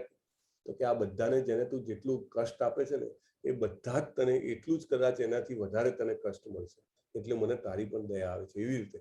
એટલે આપણે એ સમજવાનું છે કે દરેક જીવમાં ભગવાન છે અને દરેક જીવ સનાતન છે. એવું નથી કે આપણે એકલા જ સનાતન છીએ. પણ ભગવાનને બીજી જે સેકન્ડ લાઈન છે એમાં ભગવાન કહે છે કે બહુ દુઃખ થાય છે મને. કેમ? તો આપણે બધા સંઘર્ષ કરી રહ્યા છીએ મન અને 6 ઇન્દ્રિયોથી. શરીરમ યદ્વાપ્નોતિ યચ્ચાપ્યુત્કામિતસ્વર ગૃહીત્વૈતાની સંયાતિ વાયુર્ગંધાની વાસયાત. જેવી રીતે પવન સુગંધની એક સ્થળેથી બીજી સ્થળે લઈ જાય છે, તેમ જીવ આ જગતમાં પોતાના જીવનના જુદા જુદા ખ્યાલોને એક શરીરમાંથી બીજા શરીરમાં લઈ જાય છે અને તે પ્રમાણે તે એક શરીરને ધારણ કરે છે અને પછી તેને ત્યાગીને બીજું શરીર ગ્રહણ કરે છે. એ આ જ કન્સેપ્ટ આપણને સેકન્ડ ચેપ્ટરમાં પણ સમજાયો. યાદ છે? કયો શ્લોક હતો એ રહ્યો? કે એક શરીર છોડીને બીજું શરીર ધારણ કરે છે. હરે કૃષ્ણ. યસ, આમાં બી 4-5 હાથ તો ઉઠવા જ જોઈએ. યસ યસ, જલ્પા માતાજી, હરે કૃષ્ણ. હરે કૃષ્ણ. આખો શ્લોક તો પ્રભુજી નથી આવડતો, પણ દેહેનોસ્મિન યથા દેહે વાળો શ્લોક છે. Yes yes, thank you very much. દેહેનોસ્મિન યથા દેહે કૌમારમ યૌવનમ જરા તથા દેહાંતર પ્રાપ્તિર ધીર તથા દેહાંતર પ્રાપ્તિર ધીરસ તત્ર ન મુહ્યતે. ધીરસ તત્ર ન મુહ્યતે. Perfect, yes, thank you. So તરત જ યાદ આવી જવું એ પણ આપણું બતાવે છે કે આપણે હવે કનેક્ટ થઈ ગયા છીએ. એટલે બીજા અધ્યાયમાં પણ ભગવાને કીધું કે તથા દેહાંતર પ્રાપ્તિ કીધું છે. Yes, thank you. સો જેવી રીતે પવનની સુગંધ એક સ્થળેથી બીજા સ્થળે લઈ જાય, આને આપણે બીજી રીતે પણ સમજવાનું છે કે સુગંધ અથવા ગંધ, બરાબર, એ એક સ્થળેથી બીજા સ્થળે જે હવા છે એ લઈ જાય છે, રાઈટ? આપણે પણ આપણું જીવન જો સુગંધની રીતે જીવીશું એટલે ભગવાનમય જીવીશું, અથવા દુર્ગંધની રીતે કે આપણે માત્ર ભૌતિક આનંદ માટે જ જીવ્યા કરીશું, તો એ બંનેમાંથી જે પણ એટીટ્યુડથી આપણે જોઈશું તો એ રીતે આપણને બીજા શરીરમાં જવા મળશે. એટલે આ કોન્સેપ્ટ અહીંયા આગળ ફરીથી ભગવાન બતાવે છે કે ગંધ એની એ જ છે, એ એક જગ્યાએથી બીજી જગ્યાએ જાય છે. આપણા ઘરમાં મોગરો વાયો હોય અને સમજો કે ઘણા બધા ફૂલ ખીલ્યા હોય, તો તમે ત્યાં આગળ બાજુમાંથી પસાર થાઓ તો કદાચ આપણા ઘરમાં જ બી આપણને સુગંધ આવે, ઇવન બાજુવાળાને ત્યાં પણ સુગંધ આવે, બરાબર, એને પણ ત્યાં સુધી એ જ હવા જાય છે એટલે એને સુગંધ આવે છે. એવી રીતે આપણો આત્મા પણ છે, એ જ આત્મા, એ જ મન અને એ જ જેને કહેવાય સૂક્ષ્મ શરીર લઈને બીજા શરીરમાં પ્રવેશવાનો છે. એટલે it is very very very very important that how we live our life.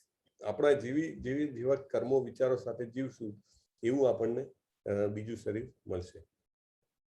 આ પ્રમાણે જીવ બીજું સ્થૂળ શરીર ધારણ કરીને અમુક પ્રકારના કાન, નાક, આંખ, સ્પર્શેન્દ્રિય પ્રાપ્ત કરે છે, જે મનની આસપાસ જૂથમાં એકત્ર હોય છે. એ રીતે ઇન્દ્રિય વિશ્વના એક વિશિષ્ટ સમૂહને ભોગવે છે. આ વર્ચ્યુઅલ રિયાલિટી અત્યારે ચાલે છે, બરાબર? તો વર્ચ્યુઅલ રિયાલિટીના જમાનામાં અહીંયા આગળ જે આ ઇન્સ્ટ્રુમેન્ટ દેખાય છે, આઈ ફોરગોટ ધ નેમ, પણ એ પહેરીને તમે અનુભવી શકો કે તમે જ્યાં છો ત્યાં નથી અને બીજી કોઈ જગ્યાએ મે બી સ્પેસમાં છો તો સ્પેસ રિલેટેડ જોઈ શકો, or you are in a very advanced scientific place, તો ત્યાં આગળ જે મતલબ સ્ક્રીન હોય એ તમને દેખાઈ શકે. માય વોઇસ ઇઝ વેરી લો, લોકો લખે છે. ખુશી માતાજી અવાજ નથી આવતો કે શું? આવે છે પ્રભુજી. થોડો વધી શકે તો સારું. ચોક્કસ વધારશું. કંઈ પણ વચ્ચે બંધ થાય એવું કંઈ હોય ને તો મને કહેજો, ખુશી માતાજી. ઓકે. સો ઇન્દ્રિયોના વિષયોના એક વિશિષ્ટ સમૂહને ભોગવે છે. એટલે આપણે સમજો કોઈ દેહ બદલાયો અને કૂતરાનું શરીર હોય તો કૂતરાને પણ કાન, નાક, આંખ, જીભ, સ્પર્શેન્દ્રિય બધું જ હોય છે. થોડું આગળ પાછળ હોય, પણ એ તો એના જે એની ચેતના હોય એના અનુરૂપે ભોગવે છે. એક કથા આપણને યાદ છે, ઇન્દ્રજી ઐરાવત પર જતા હતા અને ખૂબ જ જેને કહેવાય કે એક પ્રાઉડ હોય ને, એક ગર્વ હોય કે કેટલા બધા પુણ્યો કર્યા પછી ઇન્દ્રની પોસ્ટ મળે. ઇન્દ્ર પોસ્ટ છે, એ કોઈ વ્યક્તિ નથી. બ્રહ્મા પણ પોસ્ટ છે. જેવી રીતે પ્રાઇમ મિનિસ્ટર, ચીફ મિનિસ્ટર હોય, 5 વર્ષની પોસ્ટ હોય, 5 વર્ષ માટે ચૂંટાઈને આવે ત્યાં સુધી એને એ પોઝિશન મળે. એવી રીતે આ લોકોની લાંબી પોઝિશન હોય, લાંબા સમય માટેની. તો ઇન્દ્રને બહુ જ ગર્વ, બહુ જ અભિમાન. તો ઐરાવત પર જતો હતો, સામેથી એક બહુ જ મહાન ઋષિ આવે છે અને એ ઋષિ જે છે એ પોતાનો હાર જે છે ગળામાં પહેરેલો, એ હાર ઇન્દ્રને આપે છે. કારણ કે એક ટ્રેડિશન છે કે કોઈ ભક્ત હોય ભગવાનનો, અથવા ભગવાનનો પોતાનો ચડેલો જો હાર હોય તો એ એક પ્રસાદ તરીકે લેવો જોઈએ. તમે મંદિરમાં જાઓ, ઇવન ઇસ્કોનમાં તો ઘણીવાર હાર પણ આપવામાં આવે છે. તમે હાર લો તો તમારે એને સૂંઘવો જોઈએ, ભગવાનને ચડાયેલા ફૂલને સૂંઘવા જોઈએ અને તમે એને ગ્રહણ પણ કરી શકો છો. ઘણીવાર બહુ ઊંચા ભક્ત સાથે મળે ને એ એમનો હાર કાઢીને તમને આપે તો એ પણ આપણું સૌભાગ્ય છે. તો એવી રીતે એ ઋષિ જે છે પોતાનો હાર આપે છે. હવે એ હાર આપે છે, ઇન્દ્ર એ હારને લઈને હાથી ઉપર મૂકી દે છે. એટલે એને ઇમ્પોર્ટન્સ ના આપ્યું અને હાર સરકી જાય છે, નીચે પડી જાય છે અને હાથીના પગમાં આવે છે. હાથીના પગમાં આવે છે અને એ જોઈને ઋષિને ખૂબ જેને કહેવાય કે ક્રોધ આવે છે કે તને તને બિલકુલ મોટા નાનાનો ક્યાંય ખ્યાલ નથી. તને આટલો બધો ગર્વ થઈ ગયો કે તું તારી પરિસ્થિતિ પણ ભૂલી ગયો કે તું કોણ છે. અને ઋષિ અને શ્રાપ આપે છે કે તું ડુક્કર બની જા, તું ભૂંડ બની જા. અને તરત જ એનું પતન થાય છે અને ધરતી પર ડુક્કર બનીને જીવતો હોય છે. અને ડુક્કર એઝ યુ નો કે ડુક્કર ભૂંડ જે હોય એ વિષ્ટા ખાય, મળ ખાય અને ઘણા બધા બચ્ચા પેદા કરે અને એ જ બચ્ચા સાથે ફરીથી એ સંયોગ કરે. અને કોઈ જેને મતલબ ઇન્દ્રિય તૃપ્તિ સિવાય એને કશું જ ભાન ના હોય. અને ગટર હોય તો ગટરમાં પડી રહે, કાદવ હોય તો કાદવમાં પડી રહે. તો એટલી ખરાબ જિંદગી અને એ રીતે જીવતો હતો. અને પછી સ્વર્ગમાં પેલું મેનેજમેન્ટ તો જે મેઇન મેનેજમેન્ટ જે છે ઇન્દ્રના પાસે, સ્વર્ગનો દેવોનો રાજા ઇન્દ્ર, એની પાસે બધું મેનેજમેન્ટ. હવે ઇન્દ્ર હતો નહીં તો થોડીક અંધાધૂંધી ફેલાઈ. અને ઓબ્વિયસલી તમે જુઓ કે જ્યાં આગળ જે ઘરનો મેઇન વ્યક્તિ ના હોય અથવા તો કોઈ રાજ્યમાં ચીફ મિનિસ્ટર ના હોય અથવા તો સરમુખ જેવી કે છે ને કે પહેલા પેલી હેંગ પાર્લામેન્ટ આવતી, ઘણા બધા પક્ષોને થોડા સીટો મળી જાય એટલે કોણ રાજા બને એ નક્કી જ નહીં, કોણ પ્રાઇમ મિનિસ્ટર બનશે કે કોણ ચીફ મિનિસ્ટર બનશે કાંઈ નક્કી નહીં. અને એના કારણે એટલી અસમંજસની સ્થિતિ હોય અને કોઈ બની પણ જાય તો બી દિલ ખોલીને એ ડિસિઝનો ના લઈ શકે. 17 જણા એને જે કહેવાય કે ઇન્ફ્લુઅન્સ કરતા હોય કે આમ નહીં આમ કર, આમ નહીં આમ કર, નહીં તો હું મારો ટેકો પાછો ખેંચી લઈશ. રાઈટ? એટલે એવી પરિસ્થિતિ, એટલી અંધાધૂંધની પરિસ્થિતિ. એટલે બ્રહ્માજીને થયું કે હવે મારે કંઈક કરવું પડશે. એટલે બ્રહ્માજી જાય છે, ધરતી પર આવે છે. જે ઇન્દ્ર પેલો ડુક્કર તરીકે એના બીજા બધા ડુક્કરો જોડે એ કાદવ કિચડમાં પડ્યો હોય છે, એને બ્રહ્માજી પાણી છાંટીને એને પાછું જેને કહેવાય કે જ્ઞાન આપે છે. એટલે એને ખબર, એ પાછો પોતાની ચેતનામાં પાછો આવે છે. એટલે બ્રહ્માજી એને કહે છે કે ભાઈ તારા પાપનું મેં કંઈક પ્રાયશ્ચિત કરાવ્યું છે અને તને આમાંથી મુક્તિ મળે એવી મેં વ્યવસ્થા કરાવી છે. એટલે now you can wind up. તારું બધું સમેટી લીધું છે, પાછો come back to your original position અને handle all your management and administration જે બી છે સ્વર્ગનું ને દેવલોકનું, એ બધું તું હેન્ડલ કર. તો ઇન્દ્ર સરપ્રાઇઝિંગલી, આશ્ચર્યની વાત છે, ઇન્દ્ર કહે છે કે no, I don't want to come. મારે કાંઈ આવવું નથી, કે અહીંયા મને બહુ જ મજા છે અને મારે તો અહીંયા ડુક્કર તરીકે જ રહેવું છે. અહીંયા મને વિષ્ટા ખાવામાં આનંદ છે, અહીંયા મને સંયોગ કરવામાં આનંદ છે, અહીંયા મને જે અહીંયાની ગંધ છે એમાં મને બહુ આનંદ આવે છે. મને સ્વર્ગલોકની એ સુગંધ નથી જોઈતી. બરાબર? એટલે તમે વિચારો કે જ્યાં જ્યાં જે કંઈ પણ શરીર મળે એમાં ભગવાનની એવી વ્યવસ્થા છે કે એમાં જે જીવ હોય એને એમાંથી જે કહેવાય કે કંઈકનો કંઈક ખરાબ પ્રકારનો આનંદ જે હોય એ એમાંથી શોધી લે. કૂતરાને પણ એવું ના લાગે કે હું તકલીફમાં છું. બરાબર? પ્રાણીને એનું જીવન કાઢે. એવી રીતે આપણને પણ એવું લાગે છે કે આપણે બહુ મજામાં છીએ, ખાવા પીવા મળે છે, રહેવા માટે કોઈ જગ્યા છે આપણી માટે, પહેરવા માટે કપડાં છે, અને આજુબાજુમાં આપણા સગા સંબંધી ને આપણા પડોશી છે ને આપણો સમાજ છે ને આપણો દેશ છે ને આપણે માનવ છીએ ને જાત જાતના ચહેરા ઉપર ચહેરા પહેરીને આપણે એમ માનીએ છીએ કે આપણે તો બહુ સેફ સિક્યોર છીએ. બરાબર? પણ કોરોના આવે એક ચટકીમાં બધા ચહેરા ઉતરી જાય. તો એ રીતે પણ ભગવાન કહે છે કે આ રીતે ગમે તેવા શરીરમાં પણ જે છે એ આનંદ લેવાનો પ્રયત્ન કરતો હોય છે અને વિશિષ્ટ સમૂહને ભોગવે છે. એટલે ગમે તે ભૂંડ બને તો એમાં પણ એને ભોગવવા મળે. પછી બ્રહ્માજી ફાઇનલી હલાઈને ઇન્દ્રને લઈ જાય છે. પણ કહેવાની વાત એ છે કે આપણે જ્યાં પણ હોઈએ ત્યાં આપણે કંઈક ભોગવવાનું શોધી લઈએ છીએ અને આપણને એમાં મજા આવે છે. ભગવાન આ શ્લોકમાં એ કહેવા માંગે છે. આ એક ઉદાહરણ છે. એક બ્રહ્મચારી હતો. બ્રહ્મચારીને ગીતાનો અભ્યાસ કરવો હતો. એટલે અભ્યાસ કરતો હતો ત્યાં આગળ એની જે બ્રહ્મચારી પાસે 2 જ કપડાં હોય, એટલે એક ધોવાનું ને એક પહેરવાનું. તો એનું જે ધોયેલું કપડું હતું એ સૂકવેલું હતું, તો ઉંદરોએ કરડી ખાધું. એને થયું કે આ ઉંદરો બહુ પરેશાન કરે છે. એટલે એને ગામના લોકોને કીધું તો ગામના લોકોએ બિલાડી લાવી આપી. બિલાડી હતી એટલે કે ઉંદર તો કે હવે તમને પરેશાન નહીં કરે. પણ બિલાડી એને બહુ પરેશાન કરવા મળી, કારણ કે બિલાડીને દૂધ પીવડાવવું પડે. તો એને કેવી રીતે દૂધ પીવડાવું? પાછું ગામના લોકોને કીધું તો ગામના લોકો કેવો કે તમને ગાય આપી દઈએ. તો ગામના લોકો ગાય આપી ગયા. તો ગાય આપી ગયા. હવે ગાયને તો રોજ ચરાવવા લઈ જવી પડે, એને દોવી પડે, એની સાર સંભાળ રાખવી પડે. એટલે કે હવે હું આ બધું કરું તો ક્યારે હું ગીતા વાંચું, ક્યારે હું જપ કરું ભગવાનના?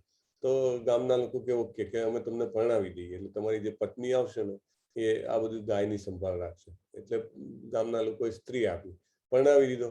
પરણાવ્યા પછી એને બાળક થયો. તો હવે બાળક માટે કંઈક ને કંઈક એને અર્થોપાર્જન કરવું પડે છે.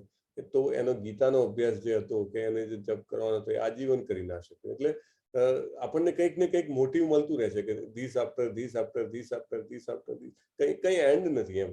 એટલે એવું નથી કે આપણે જે કામ છે છોડી દેવાનું છે, પણ યાદ રાખવાનું છે કે મારે બીજું શું કરવાનું છે. કે એક હાથે તો આપણે ભગવાનને પકડી રાખવાના છે, બીજા હાથે આપણે સંસારનું યુદ્ધ કરતા રહીએ તો ચાલ્યા કરે, પણ એક હાથે તો we must catch very firmly the hand of beloved Lord. ઉત્ક્રામંતમ સ્થિતમ વાપી ભુજાનમ વા ગુણાન્વિતમ વિમૂઢાનાની પટનાનું પશ્યંતી પશ્યંતી જ્ઞાન ચક્ષુષ. આ શબ્દ એક યાદ રાખવાનો, પશ્યંતી. ગીતામાં ભગવાને પહેલો બોલેલો શબ્દ પશ્યંતી છે. પશ્યંતીનો મતલબ થાય જો. આ શું છે તું જો. જ્યારે રથને બે સેનાઓની વચ્ચે લઈ જાય છે ત્યારે ભગવાન કહે છે પશ્યંતી, અર્જુન જો. એને અહીંયા આગળ બી પશ્યંતી શબ્દ આગળ બી શ્લોકમાં ભગવાન યુઝ કરશે. ભગવાન કહે છે મૂર્ખ મનુષ્યો સમજી શકતા નથી કે જે પોતાના શરીરને કેવી રીતે છોડી દે છે, અને એ પણ સમજી શકતા નથી કે પ્રકૃતિના ગુણોના પ્રભાવ હેઠળ તેઓ કેવા પ્રકારનું શરીર ભોગવે છે, પરંતુ જેની આંખો જ્ઞાનથી કેળવાયેલી હોય છે તે આ સર્વ જોઈ શકે છે. અહીંયા એક ફોટો છે, દેખાય છે. આપણી ગાડી અચાનક બગડી હોય અને આપણે અંદર એનું બોનેટ ખોલીને જોવા મળીએ, અને આપણે કદી ક્યારે કહેવાય કે આ બિઝનેસમાં પડ્યા ના હોઈએ, બરાબર, રિપેરિંગના ધંધામાં, અને ક્યારેય આપણું વાહન બગડ્યું ના હોય તો ખોલ્યા પછી આપણે શું કરીએ? કશું ના કરીએ, આપણે ખાલી જોઈ અને પાછું બોનેટ બંધ કરી દેવું પડે, કાં તો કોઈના આવવાની રાહ જોવી પડે. પણ જો મિકેનિક આવે, એનો ગેરેજ વાળો, ઓટો ગેરેજ મિકેનિક, તો આવીને એક જ સેકન્ડમાં એને આમ જોવે ને એને ખબર હોય કે અહીંયા આટલો જ પ્રોબ્લેમ છે, ફટ દઈને અડે ને તરત જ ગાડી ચાલુ થઈ જાય. એટલે આપણને જો આપણા શરીરનું, આપણી મૂળભૂત પરિસ્થિતિનું જ્ઞાન થાય તો આપણે સમજી શકીએ કે હું કઈ પરિસ્થિતિમાં છું. મારે અહીંયા આગળ મોજ મજા જ કરવી જોઈએ કે મારે વિચારવું જોઈએ કે હું તો શાશ્વત છું, એટલે મારે આ શરીર પછી બીજું શરીર લેવું પડશે કદાચ, તો શા માટે હું એ ફાઇનલ એક્ઝામની તૈયારી ના કરું? એટલે એ નોલેજ જો હોય આપણી પાસે તો જ આપણે આ કરી શકીએ. ગીતાનું જ્ઞાન માટે આપણે બધા ભેગા થઈએ છીએ રોજે, રાઈટ? તો એ જ્ઞાન શું છે? એ જ્ઞાન આ જ છે કે પૂર્ણ પુરુષોત્તમ, ધ અલ્ટિમેટ ઓથોરિટી, સૌથી ઊંચા જે છે એ કૃષ્ણજી ભગવાન છે, અને આપણે એમના અંશ છીએ. અંશ હોવાના કારણે મારી પોઝિશન શું છે? તો મારી પોઝિશન છે ભગવાનની સેવા કરવાની. તો એટલું એ જ્ઞાન આપણને મળે તો આપણું જીવન એકદમ, જેને કહેવાય કે વૈકુંઠમાં જીવતા હોય એવું થઈ જાય. ભલે કામ એના એ જ કરીએ, બહારના લોકોને કાંઈ ખબર ના પડે કે આ માણસમાં કંઈ ચેન્જ આવ્યો છે, પણ આપણા મગજમાં જે ચાલતું હોય એની પાછળની ભાવના, ખાવાનું બનાવતી હોય ગૃહિણી તો ખાવાનું બનાવતી જ હોય, વિદ્યાર્થી ભણતો હોય તો ભણતો જ હોય, કોઈ બિઝનેસમેન હોય તો એ ધંધો કરતો હોય ધંધો કરતો જ રહે, બરાબર, અને કોઈ નોકરી કરતો હોય નોકરી કરતો જ રહે. પણ એના પાછળની એની ભાવના જે હોય, કોન્શિયસનેસ હોય, બદલાઈ જાય કે મારે હું ખાવાનું બનાવું છું તો હું મારા ભગવાન માટે બનાવું છું, હું ભણું છું તો શેના માટે ભણું છું? તો હું ભણીને હું જે કંઈ પણ અર્થોપાર્જન કરીશ અને હું ભગવાનના કાર્યમાં ઉપયોગ કરીશ, બરાબર. ફેમિલી વાળો માણસ હોય, બિઝનેસમેન કે જોબ કરતો હોય તો એવું વિચારે કે હું મારા કુટુંબને હું કેવી રીતે ભગવાનના કાર્યમાં પરોવી શકું, અને મારું જે ધન આવે છે એમાંથી મારી જરૂરિયાત માટેનું કાઢીને બાકીનું કેવી રીતે ભગવાન માટે યુઝ કરી શકું. તો આ રીતે અલગ રીતે આપણે કનેક્ટ થઈ શકીએ. દાખલા તરીકે ગીતાના અધ્યાયના 18 દિવસનો તમે પ્રણ લીધો તમે બધા, તો આ દિવસે તો તમારા માઇન્ડમાં આવતું હોય ને કે સાંજે 9 વાગે એટલે મારે જવાનું છે. કોઈને શ્લોક બોલવાના, દાખલા તરીકે આજે કૃષ્ણા માતાજી હતા, આદિત્ય પ્રભુ હતા, તો 2 દિવસથી મને બી મેસેજ કરે કે આમનું આમ છે, તેમ છે, આ શ્લોક અઘરો છે, વોટ એવર. તો એ આખી કનેક્ટેડનેસ થઈને આપણી ભગવાન સાથે, તો એ કનેક્ટેડનેસના કારણે શું થાય કે આપણું જે સમય આપણે પસાર કરીએ દિવ્ય થઈ જાય. આપણે ભલે આપણે ખાલી સામાન્ય યાદ જ કરીએ છીએ કે ગીતાનો ક્લાસ ભરવો છે અને મારે એને પછી ક્વિઝ આપવાની છે કે મારે શ્રદ્ધાવાનનું ફોર્મ ભરવાનું છે, એ બધું યાદ કરીએ તો એ જેટલો સમય યાદ કરીએ એટલો સમય આપણો પ્લસ સારી રીતે પાસ થયો ગણાય. એટલે એ જ્ઞાન છે. આત્મ સાક્ષાત્કારમાં સ્થિત થયેલા પ્રયત્નશીલ આધ્યાત્મિકવાદીઓ આ બધું સ્પષ્ટ રીતે જોઈ શકે, પરંતુ જેમના મન વિકસિત થયેલા નથી, જેઓ આત્મ સાક્ષાત્કારમાં સ્થિર થયેલા નથી, તેઓ પ્રયત્ન કરવા છતાં કશું જોઈ શકતા નથી કે શું થઈ રહ્યું છે. મોટા ભાગના આપણા જે કુટુંબીજનો હોય, અથવા તો આપણા જે સગાવાલા હોય, આપણા મિત્રો હોય, આપણો સમાજ જે છે, અથવા આપણો દેશ જે છે, અથવા માનવ જાત એઝ અ હોલ પકડો તો પણ એ લોકોને આ જ્ઞાન નથી કે શું થઈ રહ્યું છે. આપણે આપણા શરીરમાં શું કામ આવ્યા છીએ, અહીંયા આગળ કેમ આપણને વિવિધ જવાબદારીઓમાં મૂકવામાં આવે છે, કેમ અચાનક કોરોના જેવો કંઈક મહામારી આવી જાય છે, કેમ અચાનક પેલી તાલિબાનો જેવી રીતે અફઘાનિસ્તાન હમણાં લઈ લીધું, કેમ અચાનક આવો આતંકવાદીઓનો ઉદય થઈ જાય છે, કેમ અચાનક સુનામી આવી જાય છે, બરાબર. આ બધા પ્રશ્નોનો કોઈ જવાબ આપી શકતો નથી. પણ કેમ ન આપી શકે? કારણ કે ક્યારેય આપણે ભગવાનનો પ્રેમ પત્ર જે છે, ભગવદ્ ગીતા આપણે ખોલી ન હોય એટલે એ ન મળે. પણ જેવી રીતે આપણે આગલા ચિત્રમાં જોયું, જે મિકેનિક છે એ મિકેનિકને ખબર છે કે અંદર શું પ્રોબ્લેમ છે ગાડીમાં, તો he can fix it. Or A fix ના કરી શકે તો પણ એને ખબર હોય કે પ્રોબ્લેમ ક્યાં છે અને આના સોલ્યુશન માટે શું કરવું જોઈએ. ક્યારેક મિકેનિક એવું પણ કહી દે કે આ વ્હીકલ છે ને હવે તમે વેચી મારો, કારણ કે હવે આમાં હું એટલું મેન્ટેનન્સ કરીશ ને તમારા મેન્ટેનન્સમાં તો કદાચ નવી વ્હીકલ આવી જાય. બરાબર.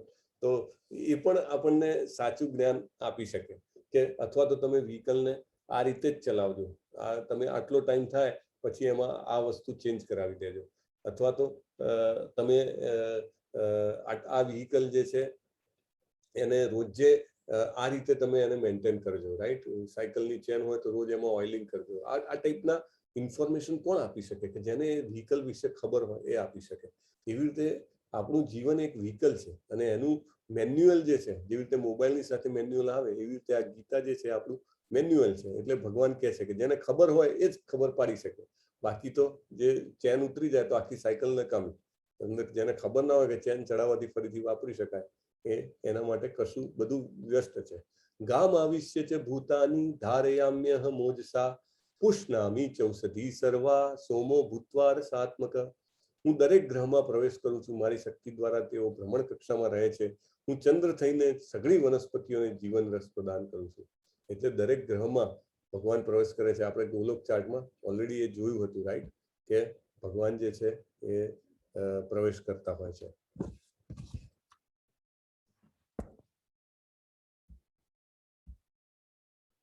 અહમ વૈશ્વાનરો ભૂત્વા પ્રાણીનામ દેહમાશ્રિત પ્રાણાપાન સમાયુક્ત પચામ્યનમ ચતુર્વિધમ. આપણે કહીએ કે આપણે આપણા બોડીના કમ્પ્લીટ કંટ્રોલમાં છીએ, બરાબર. પણ આપણે ખાવાનું નાખીએ, આપણે ખાઈએ અને અહીંયા ગળાથી નીચે જાય ને પછી આપણને જો કાંઈ ખબર હોતી નથી કે અંદર શું થયું. કોઈક વાર એસિડિટી થઈ જાય કે કોઈક વાર ઇનડાઇજેશન થાય તો ખબર પડે કે કંઈક ગડબડ છે. બાકી અંદર ગયા પછી એને કેવી રીતે પચાવવામાં આવે છે એ આખી પ્રોસેસ જે છે એ આપણને ખબર જ નથી હોતી, રાઈટ. બધું જ જેને કહેવાય કે અનકોન્શિયસલી થતું હોય છે, સબકોન્શિયસલી બધું થતું હોય છે આપણી શરીરની અંદર, બરાબર. આપણો હાથ અચાનક કોઈ ગરમ જગ્યાએ અડે તો એની જાતે જ ફટ દઈને પાછો આવી જાય છે, બરાબર. એના માટે કંઈ કરવું નથી પડતું. આપણા મોં ઉપર કંઈક આમ બોલ કે કંઈ વસ્તુ આવતી હોય તો આંખો તરત બંધ થઈ જાય છે અથવા મોઢું તરત આમ થઈ જાય છે, બરાબર. તો આ બધું જે છે એ કેવી રીતે થાય છે? એમાં કંઈક તો આખા શરીરમાં લોહી ફર્યા કરે છે, તો આપણને તો ખબર નથી કેવી રીતે ફર્યા કરે છે, બરાબર. આપણા શરીરમાં જે શ્વાસ વાયુ જાય છે એની અંદરથી ઓક્સિજન ગ્રહણ થઈ જાય અને રુધિરાભિસરણની જે ક્રિયા છે એ આખી ક્રિયા એની જાતે ચાલે છે. આપણે કંઈ નક્કી કરીએ છીએ કે હવે આમ આટલો કાર્બન ડાયોક્સાઇડ બહાર કાઢો, હવે આટલો ઓક્સિજન લઈ લો, બસ ઓક્સિજન વધારે છે, હવે જરૂર નથી, હવે બંધ કરી દો. આ બધું કંઈ આપણા હાથમાં છે? નથી ને. તો ભગવાન અહીંયા આગળ બધું જ કે કોણ કરે છે? અહમ વૈશ્વાનર. અહમ એટલે હું, વૈશ્વાનર એટલે આપણા શરીરમાં રહેલો અગ્નિ. જઠરમાં જે અગ્નિ છે એવું કે છે આપણે સાયન્ટિસ્ટો એમાંથી કાઢે ને કે એસિડ જનરેટ થાય જ્યારે ખાવાનું હોય ત્યારે એને પચાવવા માટે એસિડિક અંતઃસ્ત્રાવ જાય છે, બરાબર. તો ભગવાન કે છે એ સિસ્ટમ કોને બનાવી છે? એ સિસ્ટમ જે છે એ ભગવાને બનાવી છે. અહમ વૈશ્વાનર ભૂતવા પ્રાણીનામ દેહમાં આશ્રિત. દરેક પ્રાણીના દેહમાં હું છું. કેવી રીતે? વૈશ્વાનર સ્વરૂપે. પ્રાણાપાન સમાયુક્ત પચામ્યનમ ચતુર્વિધમ. એટલે 4 પ્રકારનું અન્ન હોય. એક ચાવી શકાય, એક મમળાવી શકાય, એક ચૂસી શકાય, એક જેને કહેવાય કે ચૂરો કરીને ખાઈ શકાય. તો આ 4 પ્રકારના અલગ અલગ અન્ન હોય, પેય પદાર્થ જેને પી શકાય, તો એવા તેને હું પચાવું છું. એટલે આપણે એમ માનીએ કે આપણાથી બધું પચી જાય છે તો બહુ સરસ ઉદાહરણ પ્રભુપાદ આપે છે કે તમે કે જે કોઈ એમ કે હું બહુ પાવરફુલ છું તો પ્રભુપાદ એને પૂછે કે કેટલી રોટલી ખાય છે? તો કે હું 4 રોટલી ખાઉં છું. તો કે સારું, ચાલ આજે 14 રોટલી ખાઈ બતા. ખાઈ શકે? ન ખાઈ શકે, કારણ કે એ કેપેસિટી ભગવાને લિમિટ કરેલી છે, રાઈટ. તો એ અહીંયા આગળ કહેવામાં આવે છે. એટલે આપણે જમીએ ત્યારે શું કામ ભગવાનને ધરાવવાનું? શું કામ આપણે ખાતી વખતે ભગવાનને યાદ કરવાના? તો એ પચાવનારો તો ભગવાન છે, તો આપણે એમને જરૂર યાદ કરવા જોઈએ. સર્વસ્ય ચાહમ હૃદિ સન્નિવિષ્ટો મત્ત સ્મૃતિર્જ્ઞાનમ અપોહનમ ચ વેદૈશ્ચ સર્વૈરહમેવ વેદ્યો વેદાંત કૃદ્વેદ વિદેવ ચાહમ. હું દરેક જીવના હૃદયમાં રહેલો છું. સર્વસ્ય ચાહમ હૃદય સંનિવિષ્ટો. જો અહીંયા આગળ આ ઇસ્કોનના એક રસોડાનું ચિત્ર છે. તો જે બી બનાવે છે બધા એવું વિચારીને બનાવે છે કે હું ભગવાન માટે બનાવું છું, પણ જે ના વિચારતા હોય એના હૃદયમાં પણ ભગવાન રહેલા છે. કીધું છે ને, પરમાત્મા સ્વરૂપે હૃદયમાં રહેલા છે. આગળ આવી ગયું, ફરીથી ભગવાન કહે છે. કેમ યાદ કરાવે છે આખો દિવસ એકની એક વસ્તુ કે હું તમારા હૃદયમાં રહેલું છું, હું તમારા હૃદયમાં રહેલો છું, હું તમારા હૃદયમાં રહેલો છું? શું કરવાની, શું કામ યાદ કરાવવાની જરૂર છે? કારણ કે એમને દુઃખ થાય છે. એમને કીધું ને આગળ કે અહમ બીજે પ્રદપિતા, ફરીથી કીધું મમય વાંસો જીવ લોકે. આપણા પિતા છે અને પિતાથી આપણે વિમુખ થઈ ગયા છીએ, તો પિતાને દુઃખ થાય કે ના થાય? સ્વાભાવિક છે, થાય ને. બાળક તો જતો રહે અને એ વિચારે કે મારે પિતા હાથે સંબંધ નહીં રાખવો, પણ પિતાને તો હંમેશા યાદ રહે કે મારો એક બાળક હતો. એટલે અને જ્યાં સુધી એ પાછો ના આવે ત્યાં સુધી એને હંમેશા દુઃખ થાય. એટલે ભગવાન પાછા યાદ કરાવે છે આપણને. સર્વસ્ય ચાહમ હૃદય સંનિવિષ્ટો. પણ ત્યાં બેસીને શું કરે છે આપણા હૃદયમાં? સ્મૃતિ જ્ઞાનમ અપોહનમ છે. સ્મૃતિ એટલે શું? યાદ શક્તિ. આપણને એવું થાય કે મારી તો મેમરી બહુ છે ને, એ કહેવાય કે રેઝર શાર્પ મેમરી છે. અથવા તો કોઈ લોકો કે મારી મેમરી ફોટોજેનિક મેમરી છે. ફોટોજેનિક એટલે એકવાર જોયો હોય કોઈ વ્યક્તિને તો એ 10 વર્ષ પછી મળે ને તો બી એને યાદ હોય કે આ વ્યક્તિ છે, એનું નામ આ છે, એના સગાવાલા આ છે. ફોટોજેનિક મેમરી કહેવાય. આમ એક સેકન્ડમાં નજરની સામેથી જતું રહે કોઈ ચિત્ર તો પણ ખબર હોય કે આ ચિત્રમાં શું હતું, કયા કયા કલર હતા, ક્યાં શું હતું. દાખલા તરીકે અત્યારે જ આપણે પેલું ઊંધા અશ્વત્થ વૃક્ષ વાળું પૂછીએ તો ઘણા બધા આપણામાંથી, ઇવન હું એમાં મારી જાતને પણ ઇન્ક્લુડ કરું છું, પણ આપણે બધા એવા હોઈએ કે કંઈક ભૂલી ગયા હોઈએ. આપણે લિસ્ટ કરવાનું કહીએ કે એમાં શું શું હતું લિસ્ટ કરો, તો કોઈ 10 વસ્તુ લિસ્ટ કરે, કોઈ 8 વસ્તુ લિસ્ટ કરે, કોઈ 5 વસ્તુ લિસ્ટ કરે. તો એ સ્મૃતિ જે છે એ સ્મૃતિ, આપણને એવું લાગે કે મારી સ્મૃતિ છે, મારી મેમરી છે, પણ કોઈને અલ્ઝાઇમર થાય તો ખબર પડે, ઓટોમેટિકલી બધી સ્મૃતિ જતી રહેશે ને. ભગવાન કહે છે સ્મૃતિનો આપનાર હું છું. સ્મૃતિ એટલે બુદ્ધિ, સોરી યાદ શક્તિ. યાદ શક્તિના આપનાર ભગવાન છે. બીજું છે જ્ઞાન. જ્ઞાન એટલે કે આપણને જે ઇન્ફોર્મેશન, આપણી માહિતી છે આપણી પાસે, એનો કેવી રીતે ઉપયોગ કરવો એનું જ્ઞાન ભગવાન આપે છે. હું શરીર નથી, હું આત્મા છું, એ જ્ઞાન કોણ આપે છે? ગીતામાં આવીને આપણને ભગવાન આપે છે. તમને બધાને પ્રેરણા થઈ કે ગીતાનો ક્લાસ ભરવો છે આપણે 18 દિવસ. એ પ્રેરણા કોને આપી? ભગવાને આપી.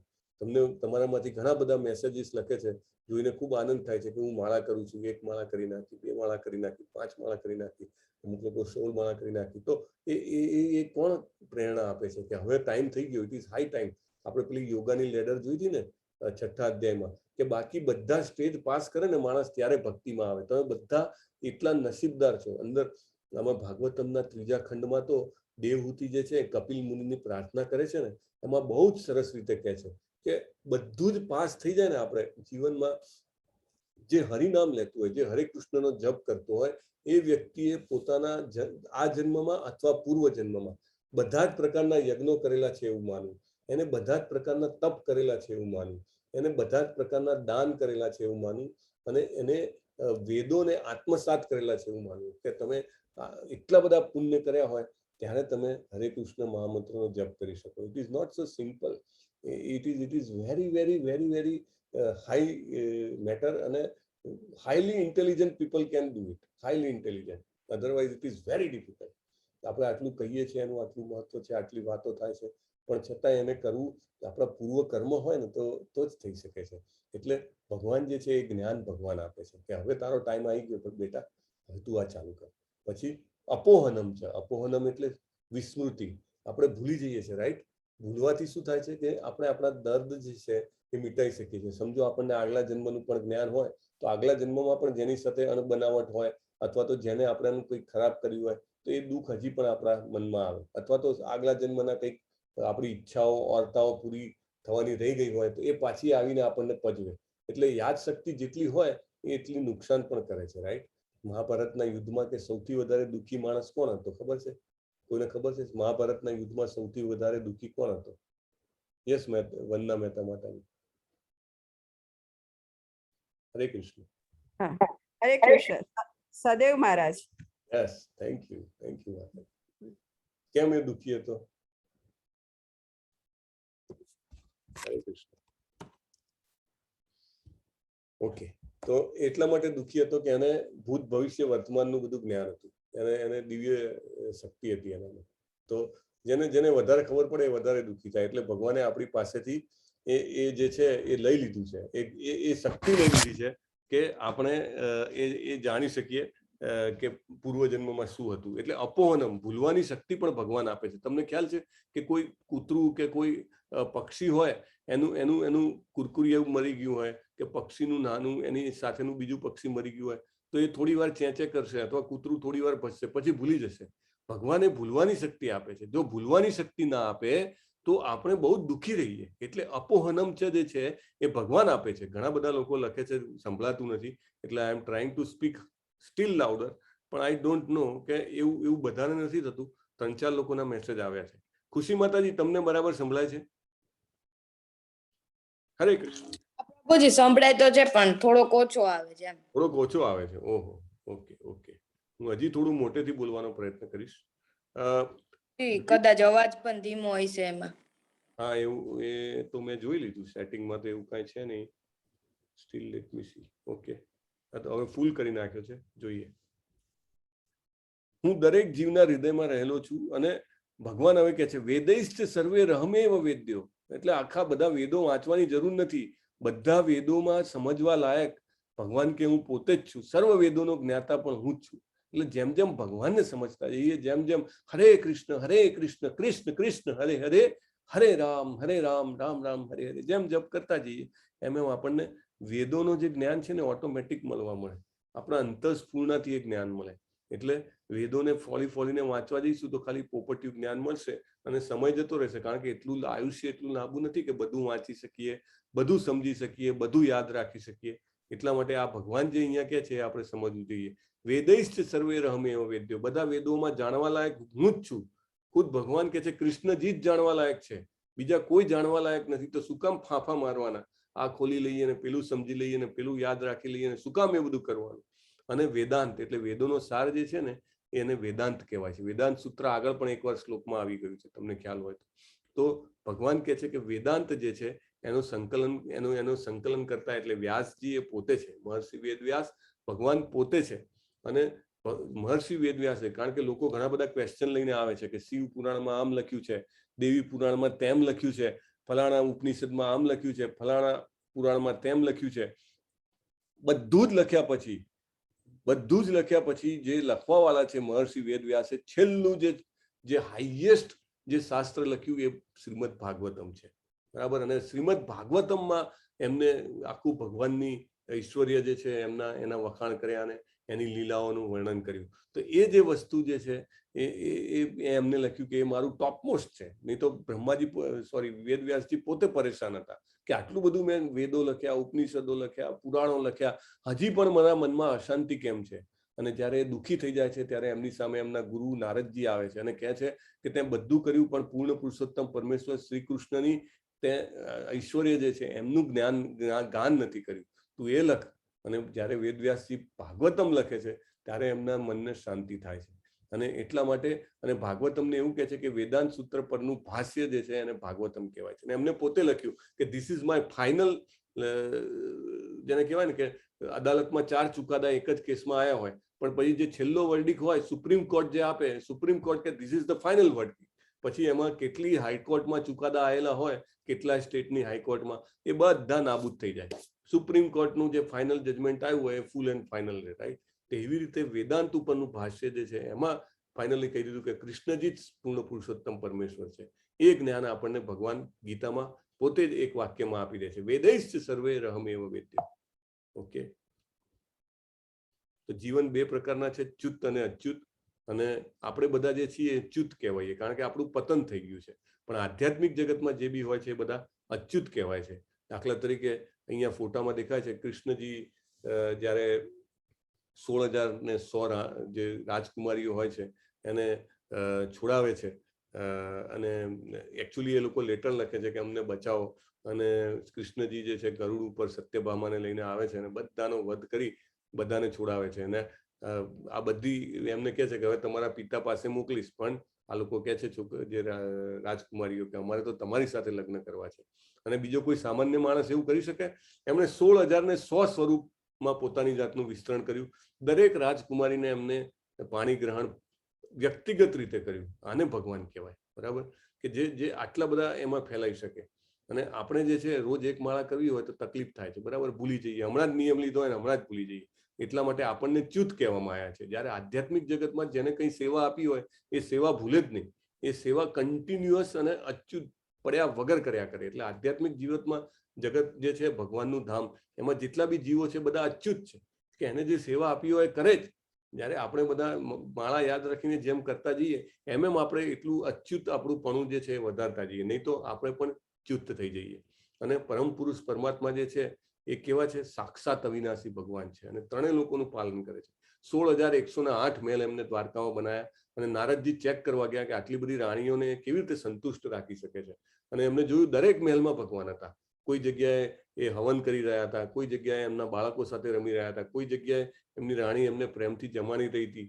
તો એવી રીતે દરેક જગ્યાએ એમને 16,108 ભગવાન જોયા. આને કહેવાય પૂર્ણ પુરુષોત્તમ ભગવાન, કે જીવને જ્યારે ઈચ્છા થાય ત્યારે એવું નહીં કે બીજાને સેટિસ્ફાય કરી રહ્યા છે કે બીજાનું એટેન્ડ કરી રહ્યા છે માટે મને વાર લાગશે. ભગવાનની ટ્રંક કોલમાં જેને કહેવાય કે અનગિનત લાઈનો છે. ફોન લગાવીએ એટલે નંબર લાગે ને લાગે, કદી એંગેજ આવે નહીં. એને ભગવાન કહેવાય. યસ્માક્ષરમતિ તો અહમ અક્ષરાદપી ચોત્તમ અતો અસ્મિ લોકે વેદે ચ પ્રથિત પુરુષોત્તમ. હું ક્ષર તથા અક્ષર બેઉથી પર છું, તેથી અને હું સર્વોત્તમ છું. બરાબર, ભગવાન કહે છે હું જ સર્વોત્તમ છું. હવે આવું ઢોલ વગાડીને નગારા વગાડીને કે છતાંય આપણે ના માનીએ તો શું કરવાનું? તે કારણે આ જગતમાં તથા વેદોમાં પરમ પુરુષ તરીકે વિખ્યાત છું. અહીંયા કીધું ને પ્રથિત પુરુષોત્તમ, આ અધ્યાયનું નામ આના ઉપરથી પડ્યું છે.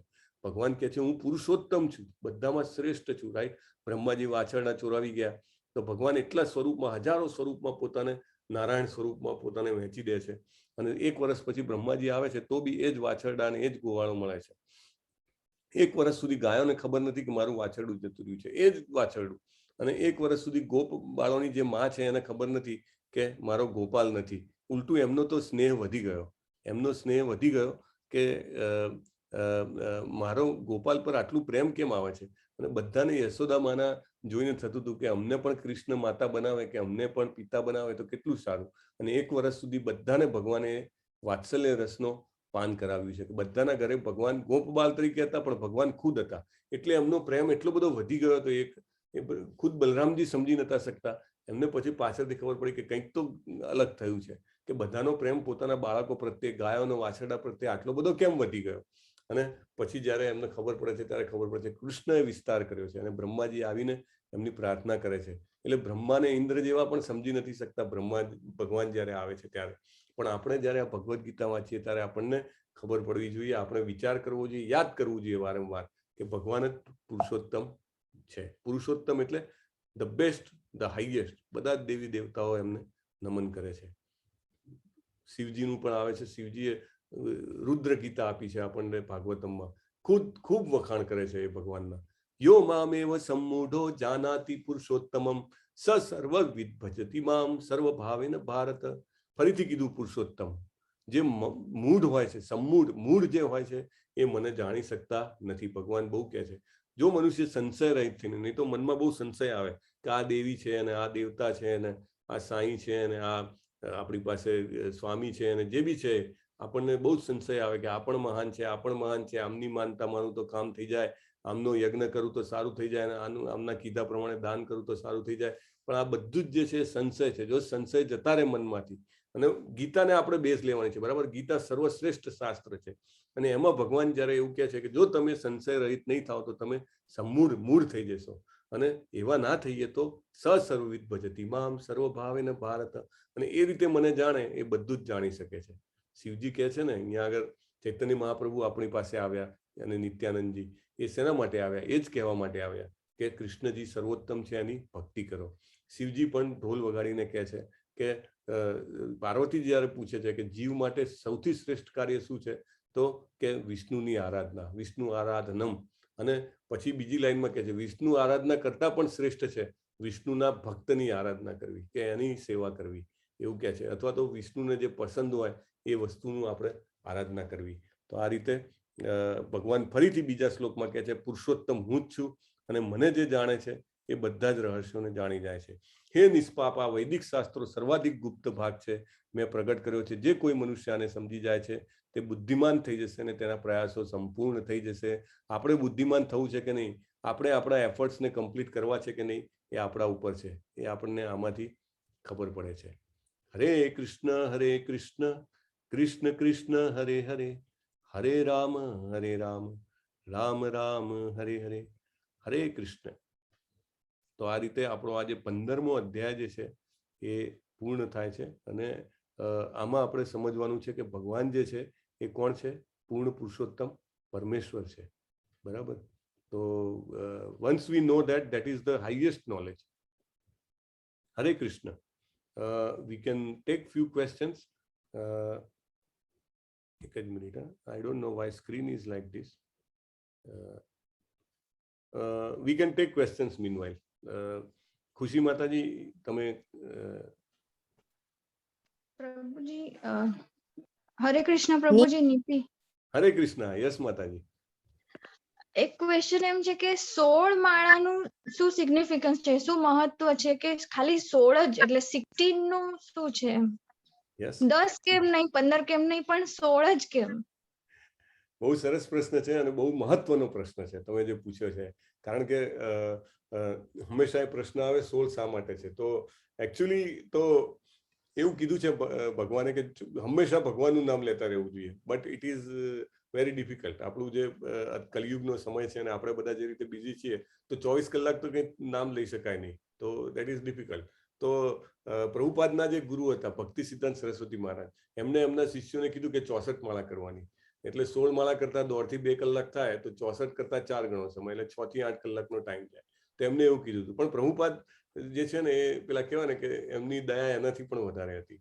એટલે એ જયારે યુએસમાં ગયા અને યુએસમાં એમના શિષ્યોને એમને જયારે પહેલી વાર શિક્ષા આપતા હતા તો દીક્ષા આપતા હતા. તો દીક્ષા આપતી વખતે આદેશ આપવો પડે ને કે આટલી માળા કરવાની. એટલે એમને કીધું કે મારા ગુરુએ કીધું છે 64 માળા કરવાની. એટલે ત્યાં આગળ જે ફોરેનર્સ ડિવોટીઝ હતા એ તો કશું બોલ્યા નહીં, પણ એનો મોનો ભાવ જોઈને પ્રભુપાદ સમજી ગયા કે આમના માટે તો બહુ અઘરું છે 64 કરવાનું. એટલે પ્રભુપાદ કે થોડી વાર રહીને કે okay, if not 64 do 32. Still પેલા લોકોના જે કહેવાય કે મોં તો પડેલા જ હતા. એટલે એ લોકો થોડાક માયુસ હતા. એટલે પ્રભુપાદે જોયું તો એમને કીધું કે ઓકે, નથિંગ લેસ ધેન 16. એટલે આચાર્ય જે છે ને, આચાર્યને ભગવાનનો કમાન્ડ હોય, એમને શક્તિ હોય. એમને કીધું કે 16 માળા કરજો તો હું તમને પ્રોમિસ આપું છું કે maya will not touch you. Maya will not touch you. આવું પ્રોમિસ એમને આપ્યું.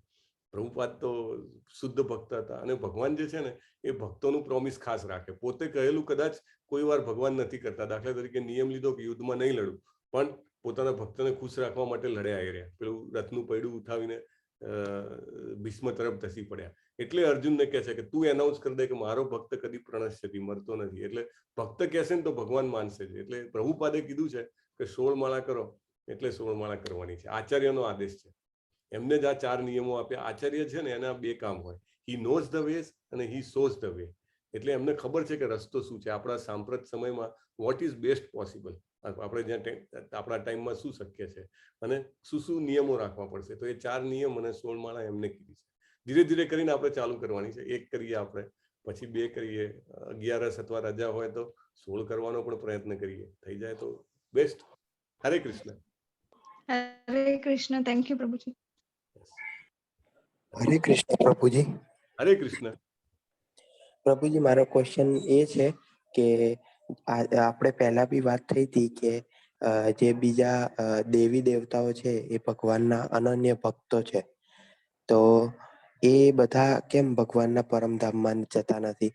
અને જેમ કે આજે આપણે વાત કરી કે ઇન્દ્રને અહંકાર કેમ, તો એ બધું ત્યાં જઈને શું છૂટી નથી જતું? યસ, બહુ જ સરસ પ્રશ્ન છે કેવલ પ્રભુ તમારો. Thank you for asking the question. દેવી દેવતા એ ભગવાનના ભક્ત છે, પણ એ અનન્ય ભક્ત જેવા ભક્ત નહીં. એટલે એ જીવ છે, આપણા જેવા જ જીવ છે, પણ ખૂબ પુણ્યશાળી જીવ છે. અને એમને ખબર છે કે ભગવાન જે છે એ ઓલ ઓથોરિટી વાળા પૂર્ણ પુરુષોત્તમ છે. એટલા માટે એ લોકો ભગવાનનું ભજન કરે છે, પણ એમને પણ જન્મ, મૃત્યુ, જરા અને વ્યાધિમાંથી પસાર થવું જ પડે છે.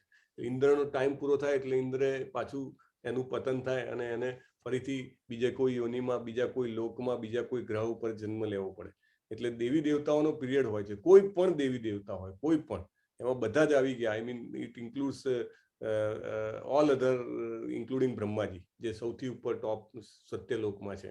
તો એ પણ જીવ છે, એટલે આપણે એમને એવું ના, એ જઈ નથી શકતા ભગવાનના ધામમાં, એમને પરમિશન નથી. ઈ કેન નોટ. એ બહુ જ પ્રાર્થના કરે, તકલીફ પડે એટલે બ્રહ્માજી જોડે જાય બધા, અને બ્રહ્માજી બધાને બેસાડી, અને તમને ખ્યાલ હશે ઘણા બધા ચિત્રો જોયા હશે, એ ભગવાનનું ધ્યાન કરે, ભજન કરે, અને ત્યારે ભગવાન જે છે વિષ્ણુ રૂપે આવે અને એમનું સોલ્યુશન કાઢી આપે જે કંઈ પણ પ્રોબ્લેમ હોય એનું. પણ એમને ગોલોક જોયું નથી. નહીં તો એ લોકો જ્યારે ભગવાન આવ્યા ત્યારે કેવી રીતે એ લોકો ગેરમાર્ગે દોરાઈ જાય, કે બ્રહ્મ વિમોહન લીલા કરી, કે ઇન્દ્રએ પેલો વરસાદ પાડ્યો 7 દિવસ સુધી. તો એ બધું એટલે એ બધા જીવો જ છે, ખાલી હાયર કેટેગરીના જીવો છે, અને એમને ભગવાનનું ભક્તિ કરવાની ખબર છે, એટલે એટલું જ. બાકી એમને પણ મરવાનું છે, એમને પણ વૃદ્ધાવસ્થા છે, એમને પણ જન્મ છે, એમનો પીરિયડ લિમિટેડ છે, આ બધું એમને પણ છે. એટલે ત્યાં જવાનું પણ આપણું ટાર્ગેટ ના હોવું જોઈએ. આપણું ટાર્ગેટ હોવું જોઈએ કે ભગવાનના ધામમાં જઈને એમના સેવક બનવું. હરે કૃષ્ણ. પ્રભુજી, તો એ લોકો અગર ભક્તિ કરે વધારે ને વધારે, તો શું એ લોકો જઈ શકે પરમધામમાં? એમનું એવું કહેવાય છે કે એ જ્યાં આગળ છે સ્વર્ગ કે જે કંઈ પણ એમનું લોક છે, ત્યાં આગળ એ જે એમની યોની છે એને ભોગતા યોની કહે છે. એટલે એમાં ભોગવવાનું હોય છે, એમાં આનંદ કરવાનો, એને સુખ એટલું બધું હોય કે એ લોકો એટલી ભક્તિ ન કરી શકે. એટલે it is very difficult, very very difficult. સ્વર્ગલોકમાં કે દેવલોકમાં જન્મ લીધા પછી એ ખાલી પુણ્યોના ક્ષય માટેની જગ્યા છે, એવું શાસ્ત્રમાં લખ્યું છે, કે ત્યાં આગળ ખાલી પુણ્યનો ભોગ ભોગવાય, ને પુણ્ય જેવા પૂરો થાય એટલે જેવું બેંક બેલેન્સ અથવા વિઝા, આપણે બીજી કન્ટ્રીમાં ગયા હોઈએ અને વિઝા પૂરા થાય એટલે ત્યાંથી પાછા આવવું પડે તમારે મધર કન્ટ્રીમાં, એવી રીતે they have to come back. એટલે બહુ જ રેર હોય તો એ ત્યાંથી ભગવાનના સેવામાં જઈ શકે. અધરવાઇઝ બેસ્ટ ઇઝ આપણું જે મનુષ્ય જન્મ છે એ બેસ્ટ છે. ભલે એમાં ઘણા બધા પ્રોબ્લેમ્સ છે, ફંટાઈ જવાની ચાન્સીસ છે, પણ સ્ટીલ આપણે અહીંયાથી સીધા ભગવાનના ધામમાં જઈ શકીએ છીએ. એટલે દેવતાઓ પણ મનુષ્ય જન્મ લેવાને, એ પણ કલયુગમાં જન્મ લેવા માટે આતુર હોય છે, કારણ કે કલયુગમાં ખાલી નામ લેવાથી ભગવાનના ધામમાં જઈ શકાય છે. Hare Krishna. Hare Krishna. Thank you very much પ્રભુજી. Yes, most welcome. ઓકે, ખુશી માતાજી.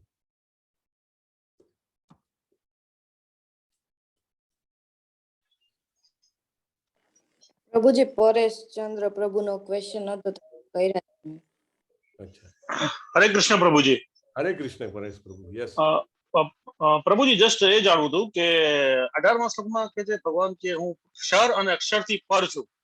જસ્ટ જાણવું હતું કે એનો મતલબ શું છે, ક્ષર અને અક્ષરથી પર છું એટલે? જે આપણે આ શ્લોક જોયો એમ જ ને? હા, એના પહેલાનો 18મો શ્લોક છે, લગભગ 15 અધ્યાય 15 નો. હા, યસ. એટલે એમાં લખે છે ભગવાન કે છે અક્ષરાદપી ચોત્તમ, રાઈટ? એટલે ક્ષર અને અક્ષર બંનેથી પર છું. Correct, right. એટલે એમાં બે પ્રકારના જે છે જીવો છે ને, એક બે પ્રકારના જેને કહેવાય કે વસ્તુઓ છે, કે જે એક તો કે જે હંમેશા પોતાની જે મૂળભૂત અવસ્થામાં હોય એવા જીવો, અને એક જીવો એવા કે જે ક્ષર એટલે હંમેશા પતનશીલ હોય. આપણે ચ્યુત અને અચ્યુતની જે વાત થઈ એ ટાઈપનું. તો એ બંને અલગ હોય, એનાથી પણ ઉપર ભગવાન છે. એટલે is above all Achyut also. ભગવાનના ધામમાં બધા અચ્યુત છે, અને છતાં એ બધાની ઉપર ભગવાન છે. એટલે is the top most out of both. અને હું સર્વોત્તમ છું, પછી કે છે ને કે હું સર્વોત્તમ છું. આના અનુવાદમાં પણ I think same thing is there. બના ક્ષર અને અક્ષરનો ડિફરન્સ જાણો તો કે શું કહેવા માંગે છે, બસ એટલું. એનો ગુજરાતી આઈ થિંક ચ્યુત અને અચ્યુત જ છે, છતાં પણ ટુ બી સ્પેસિફિક એમાં કીધું છે ક્ષર એટલે ચ્યુત અને અક્ષર એટલે અચ્યુત, એ જ લખ્યું છે. જુઓ, આઈ જસ્ટ ગીતા. એટલે ચ્યુત અને અચ્યુત તો ખ્યાલ આવી ગયો ને. ચ્યુત એટલે આપણે ભગવાનના નામ જપ કરવાનો નિયમ લીધો હોય કે હું રોજ એક માળા કરીશ, પણ આપણે બીજા દિવસે નિયમ ભૂલી જઈએ અને માળા ના કરીએ, એટલે આપણે પતનશીલ છીએ. આપણે આપણા ડિસિઝનમાં કે આપણા નિર્ણયમાં ફર્મ નથી રહી શકતા. જ્યારે ભગવાનના ધામમાં જે જીવો છે એ બધા એમને જે પણ સેવા નક્કી કરી હોય એ બિલકુલ જેને કહેવાય કે અહૈતુકીય પ્રતિહતામ, એ સેવાનું ફળ બી ના જોઈતું હોય અને એને નોન સ્ટોપ રીતે કર્યા કરે, એટલે એ બધા અચ્યુત કહેવાય છે. તો આ બંને પ્રકારના જીવોથી ભગવાન ઉપર છે. બરાબર. થેન્ક યુ પ્રભુજી. Yes, Hare Krishna. Hare Krishna. Okay, that's all. ખુશી માતાજી, આર વી ડન? કે પ્રભુજી મારે એક ક્વેશ્ચન છે. હા, તમારો જ હેન્ડ રેસ છે. યસ માતાજી, મોસ્ટ પ્રભુજી હું એમ પૂછું છું કે અત્યારે આપણે પ્રલય હાલે છે, કોવિડ છે એ એક પ્રલય જ કહેવાય, તો આપણે એમ કહી શકીએ છીએ બ્રહ્માજી છે એમના 50 વર્ષ પૂરા થઈ ગયા કે? કોવિડ કઈ પ્રલય નથી માતાજી. પ્રલય થાય તો કશું રહે નહીં.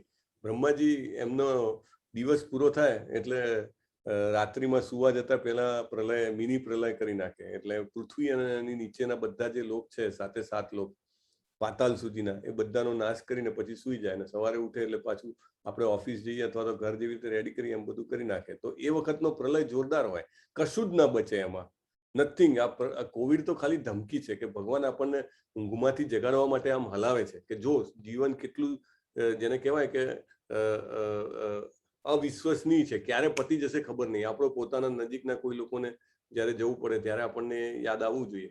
તો આપણને ઊંઘમાંથી જગાડવા માટેનો આ એક, જેને કહેવાય ને કે એક એલાર્મ મોકલ્યો છે, જે બી આપણે બધા જીવી રહ્યા છે એના માટે. જે ગુજરી ગયા એની તો વાત નથી, પણ એ ખાલી હલાવે છે. પ્રલય ન કહી શકાય. આપણને પ્રલય લાગે તો લાખો લોકો મરી ગયા, પ્રલય છે, પણ એ બી પ્રલય નથી. It is not a pralay. ભગવાન જયારે હતા, મહાભારતનું યુદ્ધ થયું તો 64 કરોડ લોકો મરી ગયા, બરાબર? ત્યારે એને પણ પ્રલય નથી કીધો. પ્રલય એટલે સંપૂર્ણ સૃષ્ટિમાં કોઈ જીવ જ ન બચે, એકે જીવ નહીં, એને પ્રલય કહેવાય. એકે ગ્રહ નહીં, બધા ગ્રહોનો નાશ થઈ જાય, બધી જ જગ્યાઓ નાશ પામી જાય, ત્યારે એને પ્રલય કહેવાય. એ મિની પ્રલય. અને મહાપ્રલય જયારે બ્રહ્માજીનું 100 વર્ષ આયુષ્ય પૂરું થાય ત્યારે ઉપરના પણ બધા લોકોનો નાશ થઈ જાય, તો એ મહાપ્રલય છે. હરે કૃષ્ણ. ઓકે પ્રભુજી, હરે કૃષ્ણ. ઓકે, સો આર વી ડન? પ્રભુ સાંખ્ય દર્શન થોડું સમજાવશો? ઓ માય ગોડ, સાંખ્ય દર્શન બીજા અધ્યાયમાં તમે નહોતા કે શું? શિવ કે કોણ છે? હરે કૃષ્ણ. શિવ કે ને અનમ્યુટ કરો ને.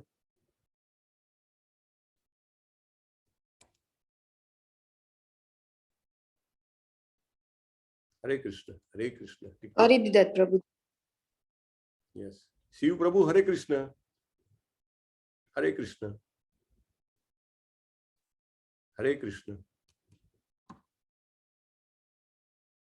તમે અનમ્યુટ કરો તમારી જાતને. આઈ થિંક એ અનમ્યુટ કરી શકતા નથી. ઓકે, બીજા અધ્યાયનું તમે લેક્ચર જે છે આપણું એ યુટ્યુબ પર છે, યુટ્યુબ પરથી જોઈ લેજો, ડિટેલમાં ખબર પડશે. પણ ઇન નટ સેલ જો તમારે સમજવું હોય તો 24 ભાગમાં જે આત્માનું જ્ઞાન છે એને વહેંચવામાં આવ્યું છે.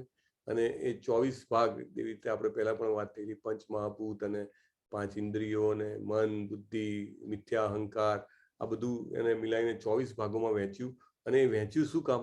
તો અલ્ટિમેટલી એ સમજવા માટે કે હુ આર વી, આપણે કોણ છીએ અને આપણું શું કામ છે, ભગવાન સાથે શું સંબંધ છે. કારણ કે સાંખ્ય યોગ જે છે એ 2 પ્રકારના કપિલ થઈ ગયા. એક કપિલ મુનિ જે ભગવાન પોતે અવતાર પામ્યા, અને એક ઇમ્પોસ્ટર કપિલ, એટલે જેને કહે છે કે જે ખોટાળા કપિલ, જેને માયાવાદીઓ અથવા બીજી બધી જે સંસ્થાઓ જે છે એ એનું સાંખ્ય યોગ વાંચતી હોય છે. એટલે એમાં ભગવાન તો છે જ નહીં, ભગવાનનો છેદ ઉડાડી દીધો અને એમને સાંખ્ય શાસ્ત્ર બનાવ્યું. એટલે તદ્દન મિસગાઈડ કરનારું છે. માર્કેટમાંથી ક્યાંય બી પુસ્તક ઉઠાઈને વાંચવા નહીં મળવાનું કે સાંખ્ય યોગ શું છે. તમારે વાંચવું હોય તો તમારે ભગવદ્ ગીતાના બીજા અધ્યાયમાં જાણવા મળે. પ્રભુપાદે ભાવાર્થમાં સફિશિયન્ટ ઇન્ફોર્મેશન આપેલી છે. એનાથી બિયોન્ડ તમારે વાંચવું હોય તો બીજા એવન્યુઝ છે જેમાં પ્રભુપાદે ડિટેલમાં આપ્યું છે. ઇનફેક્ટ ભાગવતમના 3જા ખંડમાં સેમ વસ્તુને આખું, જેને કહેવાય આખો ખંડ બનાવ્યો છે. ઇટ્સ અ બિગ વોલ્યુમ, આટલા મોટા 2 વોલ્યુમ છે, તો એ સમજી શકાય. પણ એનો સાર જુઓ તો એક જ છે કે ભગવાનની ભક્તિ મેન છે, એ મેઇન સાર છે. કપિલ મુનિ, ભગવાન પોતે કપિલ મુનિ તરીકે આવ્યા અને સમજાવ્યું. હરે Krishna. Okay, there are some messages, but હરે કૃષ્ણ. હરે કૃષ્ણ. કૃષ્ણ કૃષ્ણ હરે હરે, હરે રામ રામ રામ હરે હરે. અબોતી ડિમ્પલ માતાજી નો કઈ પ્રશ્ન છે? I can't hold Mala long time, can you please suggest how I do? Okay, એક એક કરવાની ચાલુ કરો ને માતાજી, એક એક કરવાની ચાલુ કરો માળા. લોંગ ટાઈમ ક્યાં? 7 મિનિટ તો લાગે છે માળા કરવાની. 7-8 મિનિટ ઇઝ ઇનફ. આમ એટલું તો ડેફિનેટલી આપણું કોન્સન્ટ્રેશન હોય એટલું તો કરી જ શકાય. ડિમ્પલ માતાજી હોય તો એમને તમે અનમ્યુટ કરી શકો છો. ખુશી માતાજી, હરે કૃષ્ણ. હરે કૃષ્ણ. હરે કૃષ્ણ. હા, કઈ પ્રભુ. હા,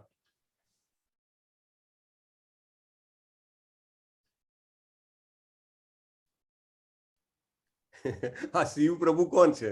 શિવ પ્રભુ લખે છે દેવી દેવતાને આપણે હરે કૃષ્ણ મહામંત્ર આપવો જોઈએ. તમારું શું કહેવું છે પ્રભુ? ગ્રેટ. આશીષ બચકાની વાળા પ્રભુ લખે છે કે મહામંત્રમાં 16 શબ્દો છે, એટલા માટે 16 માળા કરવાની. એમ આઈ થિંક એવું કંઈક કનેક્ટ કરવા માંગતા હશે. સારું જોડકું બેસાડ્યું છે તમે. That is good. ઓકે, તમે રોજ કેટલી માળા કરો છો? મિનિમમ 16 કરવાની એવું પ્રભુપાદે કીધું છે. એટલે આપણે એ લાઈનમાં આગળ વધવું હોય તો પણ એક કરવાની તમારે બધાએ. તમે તો હજી શરૂઆતમાં છો. આ તમે પહેલી વાર આ લેવલ 1 તમે એમાં છો. તમારે એક માળા મિનિમમ કરવાની. હું કરું છું એનાથી તો કંઈ બહુ ફેર નહીં પડે, પણ સ્લોલી જો તમે લેવલ 2માં આવશો, તમે શ્રદ્ધાવાનનું પહેલા તો ફોર્મ ભરી દો કે હું એક માળા કરીશ, અને એ વચન પાડીને બતાવો તમે અપ ટુ સફિશિયન્ટ ટાઈમ. અને then when you come to level 2, અને અથવા તો તમે પોતે જ્યારે વધારી શકો, લેવલ 2માં ના આવો તો પણ જ્યારે તમે વધારી શકો તો તમે મિનિમમ 16 કરો. અને પછી જેટલી વધારે થાય એટલું સારું જ છે. મિનિમમ સંખ્યા છે એ રહી 16, એટલા માટે. બાકી સમજો મારી એવરેજ 21 નીકળતી હોય તો ઇટ હેપન્સ કે રવિવારે અથવા એકાદશીના દિવસે વધારેમાં વધારે માળા કરવાનો પ્રયત્ન કરું છું. ને બધા જ કરતા હોય છે, જેટલા બી ઇસ્કોનના ભક્તો છે. ઘણા બધા લોકો 64 પણ કરતા હોય છે, 50 કરે છે, 48 કરે છે, કરતા હોય છે. સો દેટ્સ ફાઇન.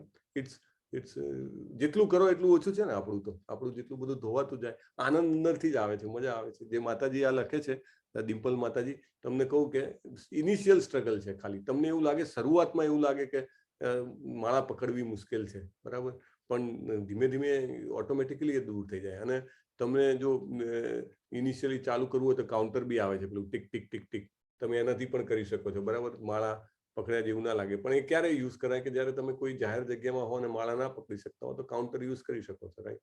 અધરવાઇઝ તમારે શું છે, તમે માળા પકડો કશો વાંધો નથી. વાતાવરણ એવું ક્રિએટ કરવાનું, ઓટોમેટિક થાય. એક કરો, એટલીસ્ટ એક કરો ને મને પોસ્ટ કરતા જાઓ. મને તમે ડાયરેક્ટ મેસેજ કરી શકો છો, તમે મને એપ્રોચ કરી શકો છો. અને ક્લાસમાં આવો તો ક્લાસમાં આવતા પહેલા ચેટમાં લખી દેવાનું કે આજે એક માળા થઈ ગઈ છે. That's fine. Okay, so we end it here. ખુશી માતાજી, કેન વી?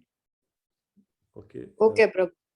હા, હું એક કરું છું પ્રભુ. ઓકે, થેન્ક યુ શિવ પ્રભુ, ધન્યવાદ. હરે કૃષ્ણ. ડિમ્પલ માતાજી, ઓકે ઓકે. વાંછા કલ્પતરુભ્યશ્ચ કૃપા સિંધુભ્યૈવ ચ પતિતાનાં પાવનેભ્યો વૈષ્ણવેભ્યો નમો નમઃ. અનંત કોટી વૈષ્ણવ વૃંદ કી જય. શ્રીલા પ્રભુપાદ કી જય. ભગવદ ગીતા કી જય. હરે કૃષ્ણ કૃષ્ણ કૃષ્ણ હરે હરે, હરે રામ રામ રામ હરે હરે. તમારા બધાનો ખૂબ ખૂબ ધન્યવાદ છે. અને જે કોઈ પણ કન્ટ્રીબ્યુટ કરી શકે, જન્માષ્ટમીનો ઉત્સવ છે અથવા ટેમ્પલનું જે નિર્માણ થઈ રહ્યું છે, ભગવાનનું ઘર બની રહ્યું છે, તો જે કંઈ પણ જેટલા પણ પ્રમાણમાં ડોનેશન કરી શકે, મોસ્ટ વેલકમ. કરીને મને તમે મેસેજ કે સ્નેપશોટ મોકલાવી શકો છો, જેથી હું પણ ટેમ્પલમાં ચેક કરી શકું. અને શ્રદ્ધાવાનનું ફોર્મ જરૂર ભરો. ક્વિઝ, ખુશી માતાજી, ક્વિઝ ભરવાનું તમારું ફોલોઅપ ચાલુ જશે. સો નો મોર ટુ સે, રાઈટ. હરે કૃષ્ણ. હરે કૃષ્ણ. હરે કૃષ્ણ હરે કૃષ્ણ. હરે હરે કૃષ્ણ પ્રભુજી. હરે કૃષ્ણ પ્રભુજી. કૃષ્ણ પ્રભુજી. હરે કૃષ્ણ. હરે કૃષ્ણ પ્રભુજી. હરે કૃષ્ણ. હા, હરે કૃષ્ણ પ્રભુજી. હરે કૃષ્ણ. હરે કૃષ્ણ પ્રભુજી. હરે કૃષ્ણ. હરે કૃષ્ણ પ્રભુજી. હરે Krishna. Thank you very much. Hare Krishna Prabhuji, thank you so much for such a wonderful session. Thank you very much કેવું પ્રભુ. હરે કૃષ્ણ. Hare Krishna Prabhuji. હરે કૃષ્ણ પ્રભુજી. હરે હરે હરે નામ એવ કેવલ કરો નાસ્તેય ગતિર અન્યતા. Oh, very good. Very nice. Thank you very much.